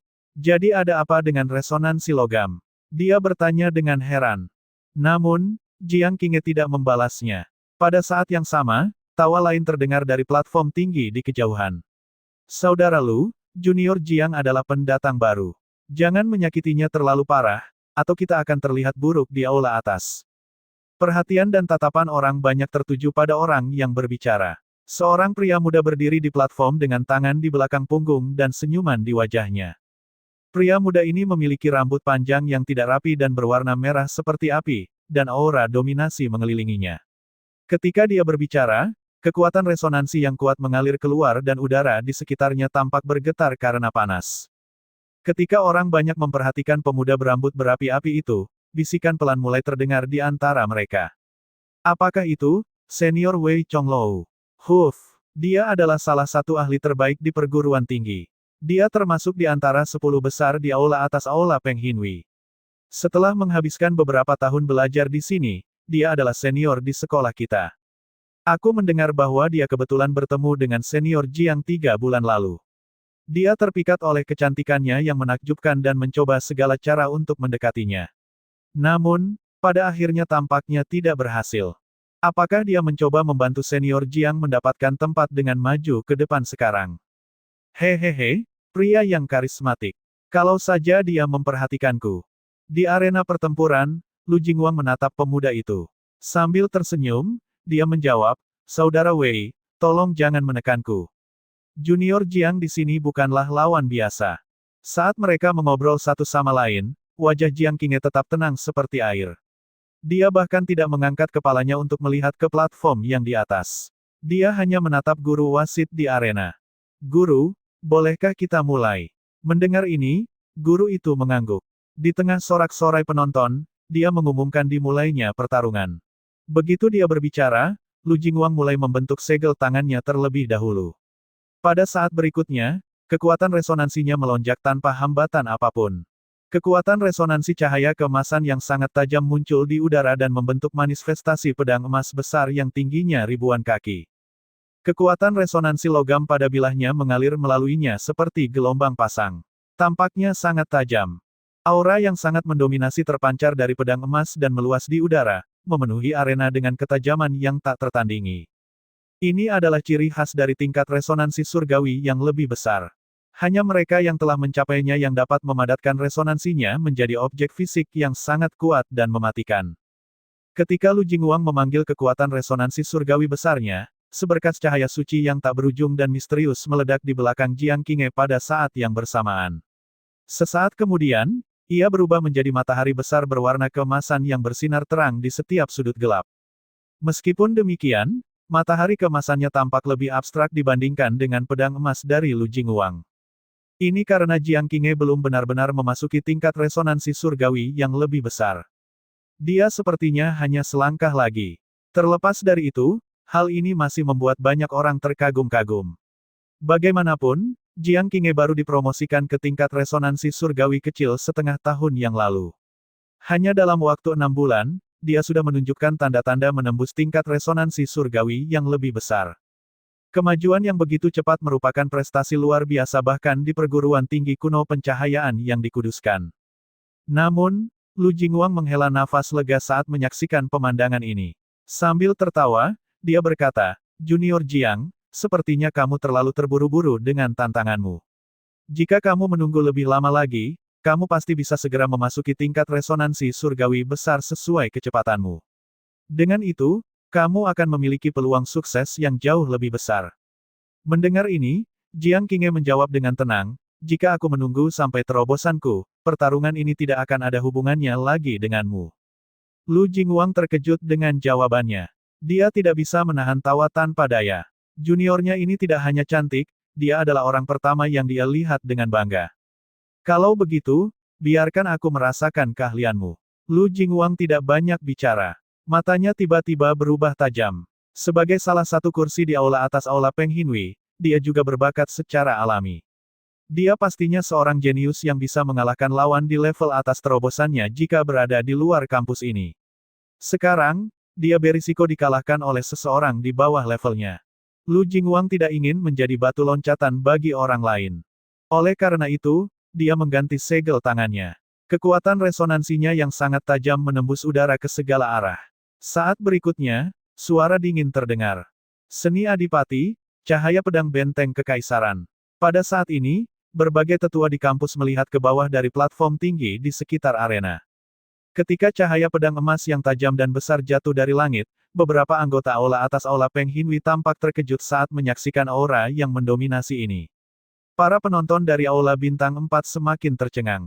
Dengan serangan dari Lu Jingwang ini, semua orang bisa melihat bagaimana dia bisa masuk ke aula atas. Terlebih lagi, Lu Jingwang tidak akan memberikan kesempatan kepada lawannya untuk membalas. Dia langsung melakukan gerakan mematikan. Selama bertahun-tahun, banyak orang telah dikalahkan oleh satu serangannya ini. Saat banyak orang menyaksikan dengan takjub, Jiang Qinghe memperlihatkan wajahnya yang cantik dan menawan. Mata emasnya muncul pada cahaya pedang yang jatuh. Dia telah menyaksikan banyak individu yang mempesona dan berbakat di perguruan tinggi kuno pencahayaan yang dikuduskan dalam 6 bulan yang dia habiskan di sini.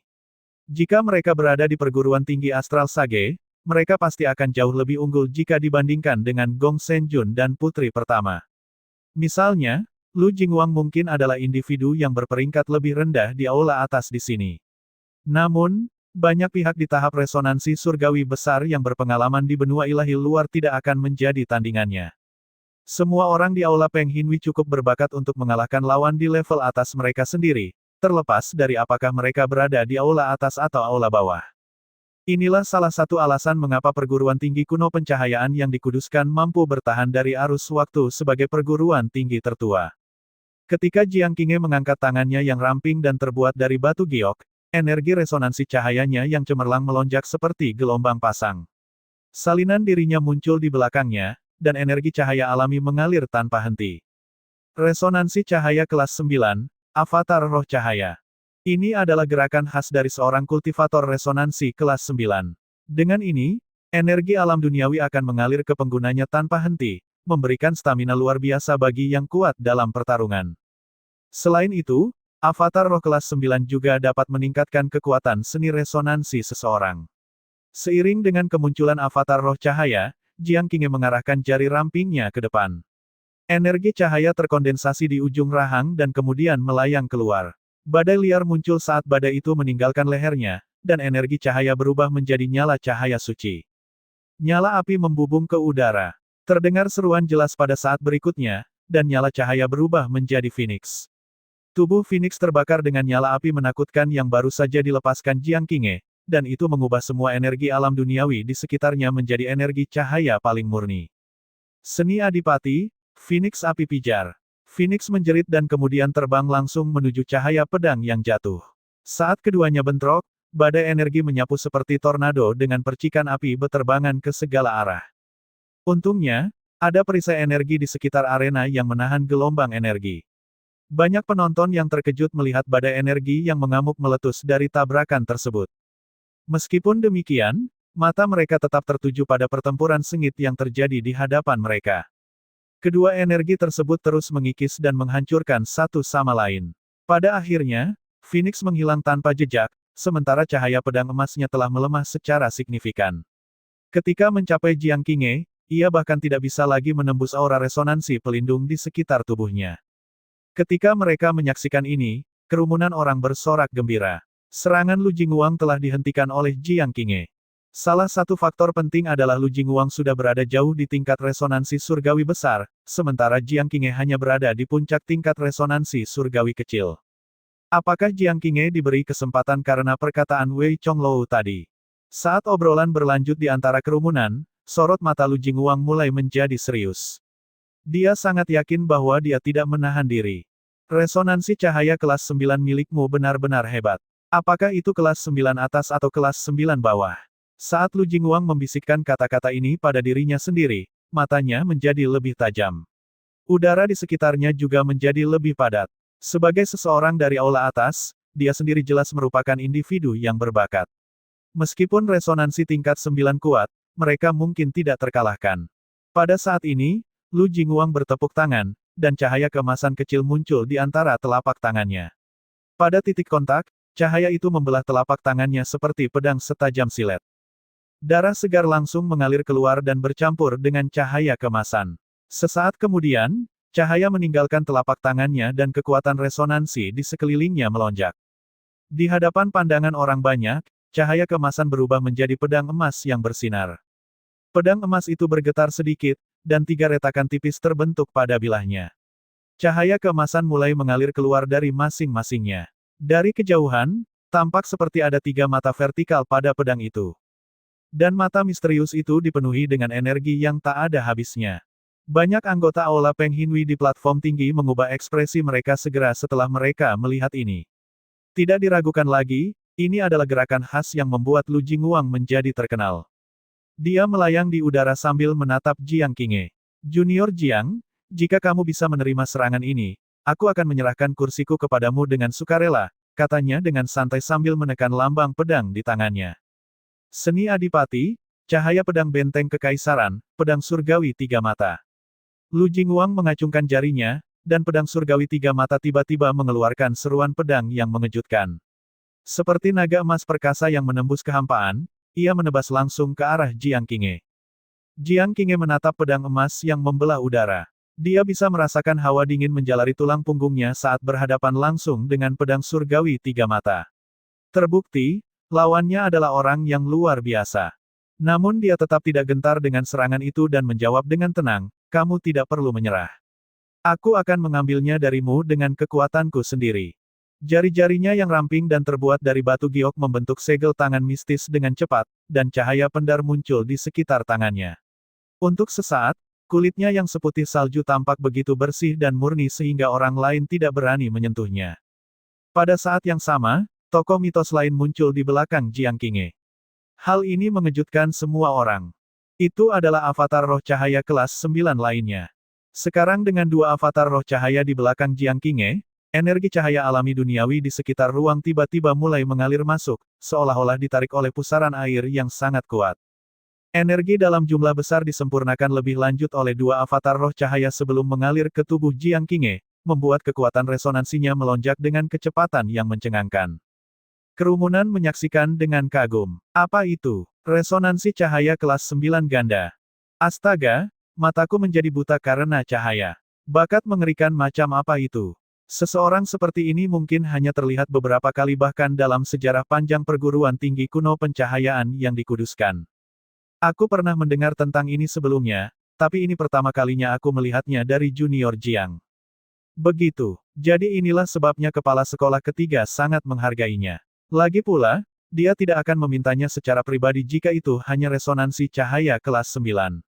Tapi, resonansi cahaya ganda kelas 9 adalah masalah yang sama sekali berbeda. Obrolan terkejut terus berlanjut di antara para penonton karena semua orang sangat bersemangat dengan sejarah yang terbentang di hadapan mereka. Itu adalah peristiwa yang sangat langka bahkan di perguruan tinggi Kunomor dengan semua individu berbakat berkumpul di sini, bahkan kultivator resonansi ganda pun tidak dianggap langka. Demikian pula, resonansi kelas 9 hanya akan membangkitkan beberapa wajah terkejut. Tapi, seseorang dengan resonansi cahaya ganda kelas 9 sebelum mencapai tahap adipati. Ini adalah pertama kalinya banyak dari mereka secara pribadi melihat sesuatu yang sangat langka. Sementara semua orang diliputi keheranan, wajah jernih Jiang Qinghe tidak menunjukkan tanda-tanda perubahan. Dia telah sepenuhnya mematikan semua gangguan dari luar dan hanya fokus menyalurkan semua kekuatan resonansinya untuk mengaktifkan seni adipati yang diajarkan kepadanya oleh kepala sekolah ketiga dengan sukses. Seni Duke, sigil dunia cahaya murni. Bersamaan dengan suara yang lembut dan lembut, Jiang Qinghe mengulurkan tangan, dan cahaya suci yang kental meledak. Untuk sesaat, rasanya seperti seluruh tempat dan pemandangan semua orang diselimuti oleh cahaya suci. Terlebih lagi, banyak perasaan tidak nyaman muncul di hati mereka saat disentuh oleh cahaya suci. Ia memiliki kekuatan pemurnian yang sangat kental. Ini adalah ciri khas resonansi cahaya, mereka akan memurnikan apapun yang tidak sejalan dengannya. Banyak dari mereka yang tercengang melihat kemurnian dan kehalusan energi resonansi cahayanya. Pada akhirnya, itu telah disempurnakan oleh dua resonansi cahaya kelas 9. Cahaya terang memenuhi udara. Saat lambang cahaya itu berseru, banyak penonton yang menyaksikannya saat ia berbenturan dengan pedang surgawi tiga mata. Namun, tidak ada suara gemuruh yang memekakkan telinga dari tabrakan kali ini. Ketika keduanya bersentuhan, kekuatan pemurnian yang sangat memuaskan menembus ke udara dan kekuatan ketajaman yang tak ditantang dalam kekuatan resonansi logam menghilang. Mulai dari ujung bilahnya, pedang surgawi tiga mata secara bertahap menghilang ke udara tipis. Ini adalah tingkat kemurnian yang sangat menakutkan. Banyak penonton yang merasakan merinding saat menyaksikan adegan tersebut. Sigil cahaya terus bergerak di udara. Beberapa saat kemudian, ia muncul tepat di depan Lu Jingwang. Saat Lu Jingwang menatap lambang di depannya, dia bisa merasakan energi resonansi cahaya dengan cepat mengikis kekuatan resonansi di tubuhnya. Melihat sosok menawan di bawah, dia tertawa getir dan mengangkat kedua tangannya. Junior Jiang, ini kemenanganmu. Kerumunan segera meledak setelah Lu Jingwang mengakui kekalahannya. Kebanyakan dari mereka menampilkan keindahan duniawi di arena dengan keheranan dan ketakjuban. Tidak jarang melihat seorang mahasiswa perguruan tinggi kuno pencahayaan yang dikuduskan mengalahkan lawan yang lebih kuat. Bagaimanapun, para siswa di sini adalah individu-individu berbakat yang dikumpulkan dari berbagai daerah di seluruh benua surga. Di sisi lain, ia memiliki kriteria seleksi yang lebih ketat dibandingkan dengan kekuatan Kaisar Surgawi. Selain itu, perguruan tinggi kuno pencahayaan yang dikuduskan adalah salah satu pendiri federasi akademik, jadi fondasi mereka kokoh secara alami. Jika salah satu siswanya ditempatkan di luar, mereka pasti memiliki kemampuan untuk mengalahkan lawan dengan level yang lebih tinggi. Namun, ini dibandingkan dengan mereka yang berada di luar kampus. Jika melawan lawan dari kampus, itu tidak lagi menjadi hal yang mudah. Secara khusus, Aula Peng Hinwi terdiri dari individu-individu terkuat di perguruan tinggi kuno pencahayaan yang dikuduskan. Itu menampung para ahli sejati di sekolah, dan bahkan lebih menantang untuk memasukinya. Lagi pula, siapa di sini yang bukan jenius kebanggaan surga? Oleh karena itu, banyak dari mereka yang benar-benar tercengang dengan kemenangan Jiang Qinghe. Mereka menyaksikan dengan pandangan yang kompleks. Mulai sekarang, Jiang Qinghe akan bergerak dari aula bawah ke aula atas aula Peng Hinwi. Ini adalah tingkat kemajuan yang luar biasa. Pada saat yang sama, wajah para siswa berbakat di platform yang tinggikan berubah ketika mereka menyaksikan apa yang baru saja terjadi. Dari pertarungan sebelumnya, terlihat jelas seberapa besar bakat dan potensi yang dimiliki Junior Jiang. Sepertinya hari-hari damai di aula atas akan mulai berubah begitu dia masuk.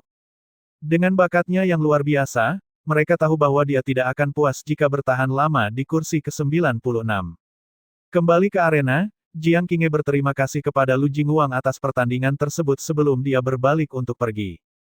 Dia hendak meninggalkan arena yang ramai ketika seseorang melompat turun dari platform yang ditinggikan dan muncul di depan Jiang Qinghe dalam sekejap.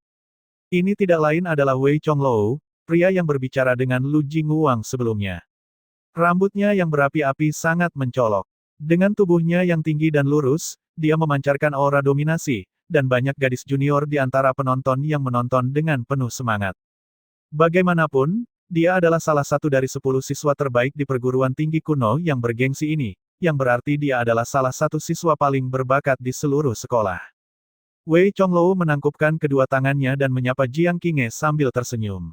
Selamat memasuki aula atas, Junior Jiang.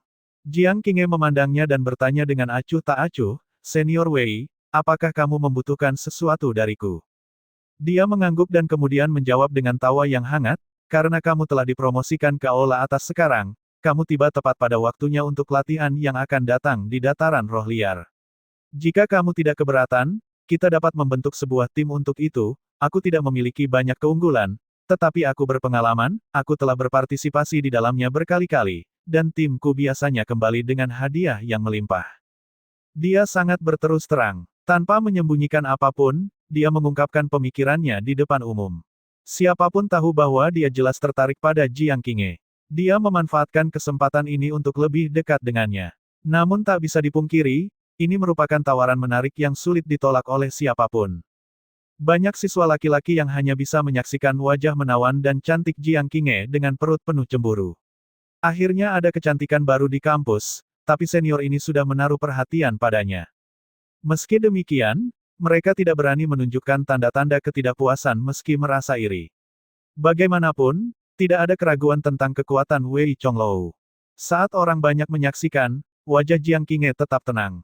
Dia tampaknya tidak tergerak sama sekali dengan tawarannya. Dia hanya menggelengkan kepalanya dan menjawab, terima kasih atas niat baikmu, Senior Wei. Namun, aku lebih suka bekerja sendiri. Meski ditolak olehnya di depan umum, wajah Wei Chonglou juga tidak berubah, dia juga tidak mengganggunya tentang hal itu. Dengan senyum hangat dan lembut yang sama, dia menjawab, jangan khawatir, Junior Jiang. Jika kamu membutuhkan bantuan, jangan ragu untuk menghubungiku. Meskipun aku bukan siswa dengan peringkat tertinggi, aku pasti akan membantumu sebaik mungkin dengan kemampuanku. Dia kemudian melanjutkan dengan nada yang sungguh-sungguh, ngomong-ngomong, kamu belum mencapai tingkat resonansi surgawi yang lebih besar. Jika kamu memerlukan bantuan dalam latihan atau sparring di masa depan, aku akan selalu tersedia untukmu. Kita berdua bisa meningkatkan kemampuan diri kita sendiri dengan latihan seperti itu. Tampilan sikap dan kejujurannya sekali lagi memenangkan hati banyak siswi di antara para penonton. Mereka merasa Jiang Qinghe bersikap sombong. Senior Wei Chonglou telah merendahkan dirinya demi dia, namun dia tidak mau menerimanya. Sepertinya Jiang Qinghe sama sekali tidak tertarik pada hal-hal yang mereka hargai. Di saat yang sama, banyak siswa laki-laki yang menghela nafas secara diam-diam. Wei Chonglou sangat pandai dalam hal ini. Dengan penampilan dan kemampuannya, mereka merasa bahwa senior Jiang yang baru dipromosikan cepat atau lambat akan jatuh cinta padanya.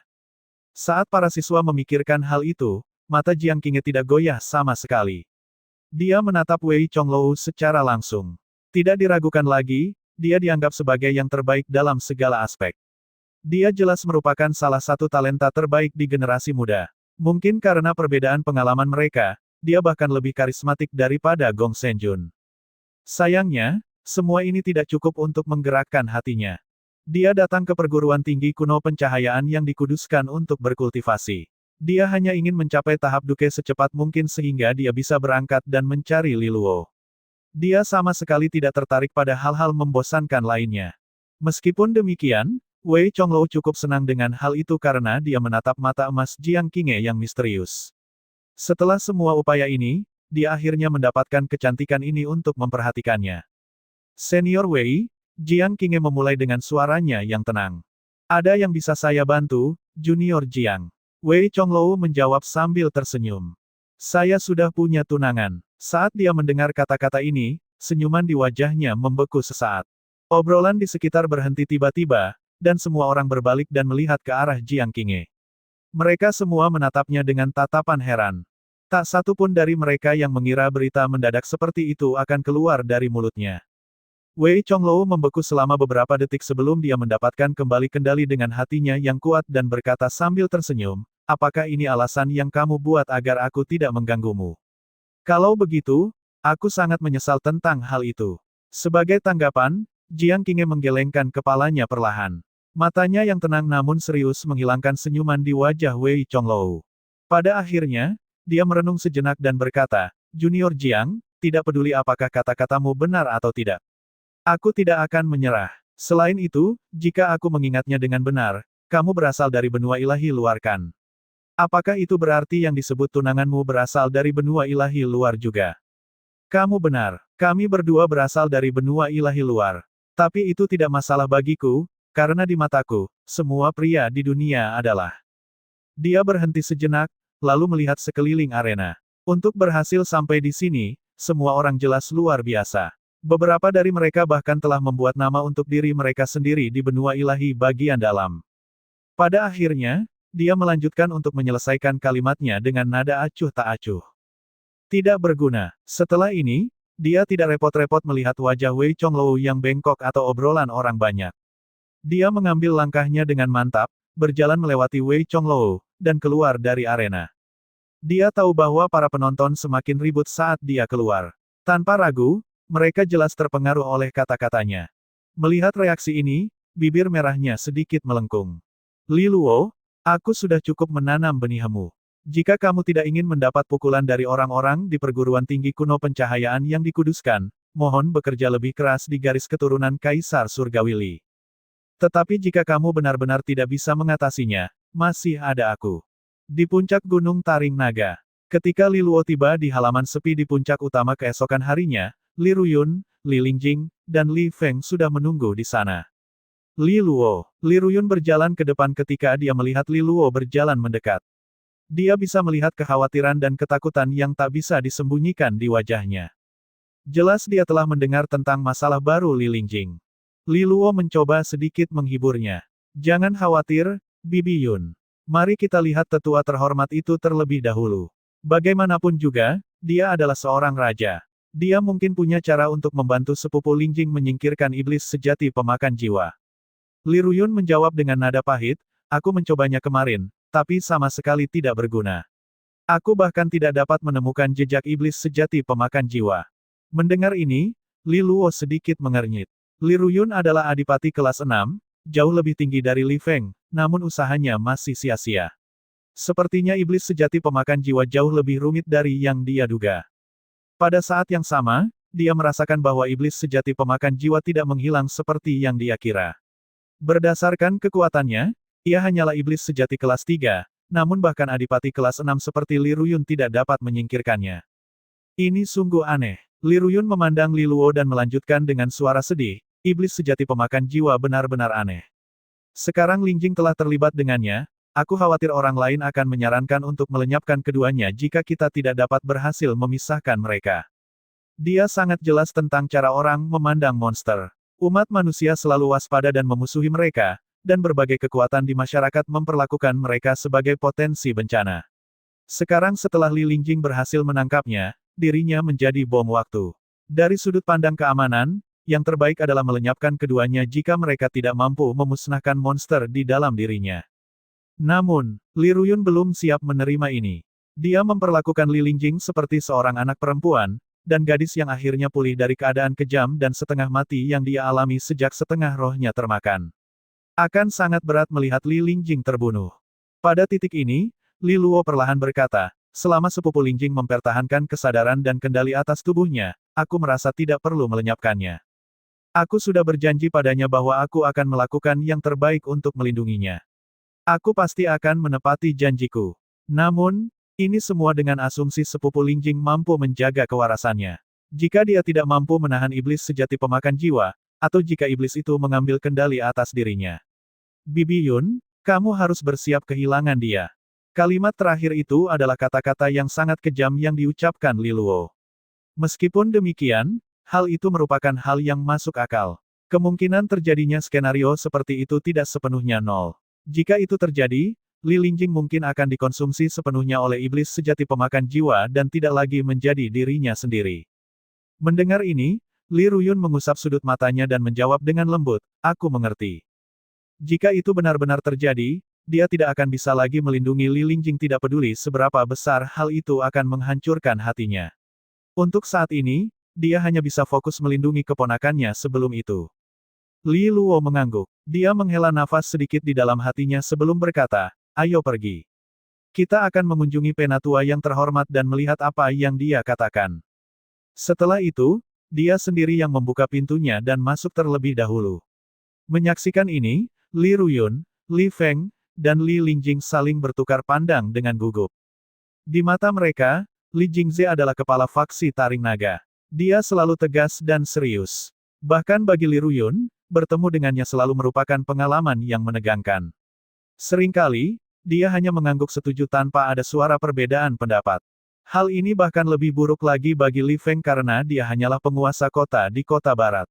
Bahkan kesempatan untuk bertemu Li Jingze sangat jarang bagi seseorang dengan status seperti dia.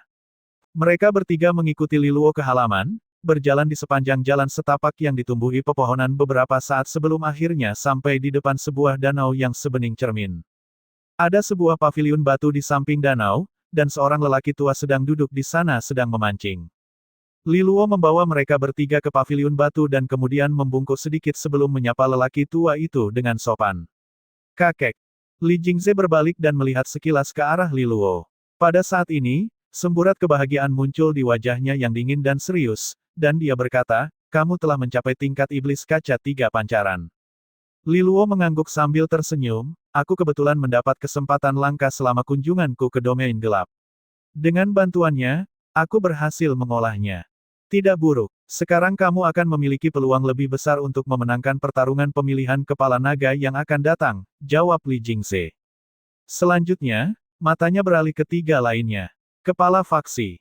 Li Ruyun menyambutnya dengan gugup begitu dia menyadari tatapannya menyapu. Pada saat yang sama, Li Feng dan Li Lingjing segera mengikutinya dan membungkuk juga. Li Jingze melambaikan tangannya pada kesopanan dasar, lalu tatapannya berhenti pada Li Feng. Perlahan-lahan ia berkata, "Keluarga Li di wilayah barat adalah keluarga besar kita.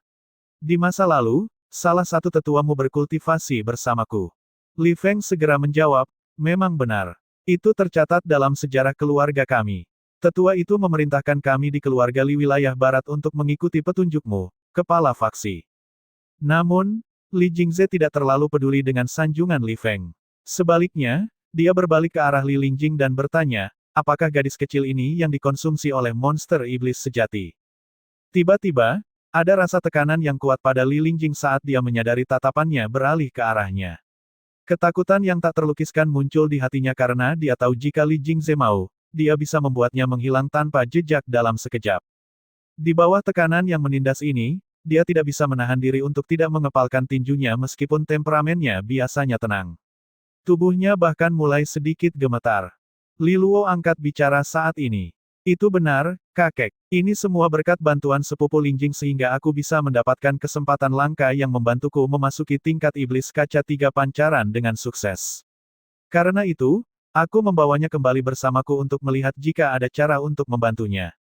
Ketika dia menyelesaikan kalimatnya, tekanan mengerikan pada Li Lingjing berangsur-angsur menghilang.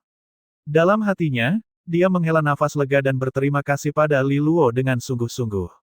Dia mengerti mengapa dia mengucapkan kata-kata itu. "Aku sudah membaca laporannya. Iblis sejati pemakan jiwa yang kamu temui sungguh aneh."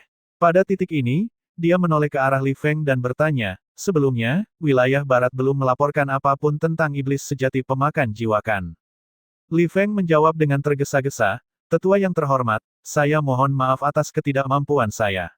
Kami mengintai domain gelap wilayah barat berkali-kali di masa lalu namun tidak berhasil menemukan jejak apapun." Li Jingze mengangguk dan kemudian melanjutkan, "Gadis muda yang berbakat secara alami. Jika bukan karena kejadian malang itu, dia pasti sudah menjadi bakat istimewa di faksi Taring Naga sekarang." Saat ini, dia menjentikkan jarinya, dan setetes air naik dari danau. Tetesan itu melayang-layang di udara di depannya. Selanjutnya, seutas kekuatan resonansi muncul dari ujung jarinya. Itu benar-benar untaian kecil yang hampir tidak terlihat. Namun, semua orang, termasuk Li Luo, merasakan kekuatan resonansi di tubuh mereka mulai bergetar begitu muncul. Kekuatan resonansi mereka menggigil ketakutan seperti binatang buas yang gemetar di depan Raja Hutan, tidak berani bersantai di depannya bahkan untuk sesaat pun. Untaian kekuatan resonansi yang menakutkan menyelinap ke dalam tetesan air, lalu tetesan itu mulai berputar. Beberapa saat kemudian, air meluas ke dalam, mata naga biru yang lebarnya sekitar 50 meter. Mata naga itu tak terduga, dan rasa takut naga yang menakutkan merembes keluar dari mata naga ini. Udara di sekitarnya bergetar karena tekanan yang dipancarkannya. Pada saat ini, mata itu menatap langsung ke arah Li Lingjing. Li Lingjing bisa merasakan bahwa tidak ada yang bisa dia sembunyikan di depannya. Itu menatap menembus dirinya, bahkan melihat jiwa dan mentalnya. Itu adalah kekuatan yang sangat misterius yang dapat mengintip segala hal. Jangan khawatir, ini adalah mata jernih naga surgawi. Ia dapat melihat aliran semua energi alam duniawi dan menembus segala jenis penghalang. Korupsi bahkan tidak bisa berharap untuk bersembunyi darinya, Li Jingze menjelaskan dengan suara lemah. Mendengar ini, Li Lingjing tidak lagi khawatir. Pada saat berikutnya, sinar demi sinar cahaya biru tua keluar dari mata jernih naga langit dan mengamati tubuh mungil Li Lingjing. Setelah beberapa saat, Li Luo menyadari sesuatu yang menakjubkan. Tubuh Li Lingjing mulai menjadi tembus cahaya ketika sinar memindainya berulang kali. Setelah beberapa saat, tubuhnya sepertinya telah menghilang sepenuhnya, dan tubuh cahaya misterius tetap berada di posisi aslinya. Ini adalah rohnya, atau tubuh rohnya. Li Jingze menjelaskan. Lalu dia melambaikan tangannya, dan kekosongan mulai bergetar. Sinar cahaya jatuh ke mata jernih naga surgawi, lalu tiba-tiba mata itu mulai melebar dengan cepat. Sinar cahaya yang memindai semangat Li Lingjing semakin kuat pada saat ini.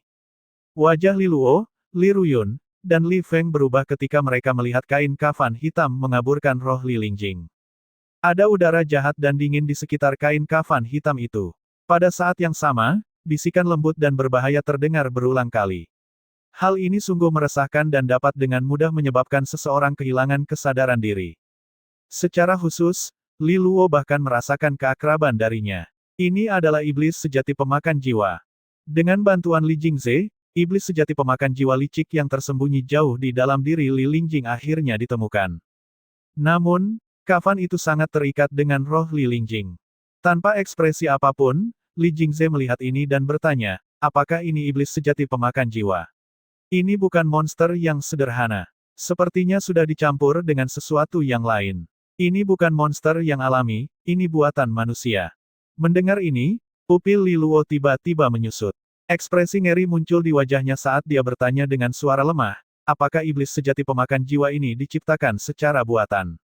Tidak mungkin. Apakah monster bisa diciptakan? Siapa yang melakukan hal gila seperti itu? Pada titik ini, Li Jingze menjelaskan, monster biasanya lahir sebagai kondensasi emosi negatif dari umat manusia. Tapi aku bisa merasakan beberapa tanda yang familiar pada monster ini. Mereka mungkin satu-satunya di dunia yang bisa menciptakan hal seperti itu. Siapa mereka? Li Luo tidak mau bertanya. Namun, saat ini sudah ada jawaban di hatinya. Li Jingze perlahan melontarkan 3 kata itu. Institut Pembalikan Asal. Ada rasa dingin di hati Li Luo saat mendengar ini. Seperti yang diharapkan, itu adalah ulah Institut Pembalikan Asal yang misterius lagi.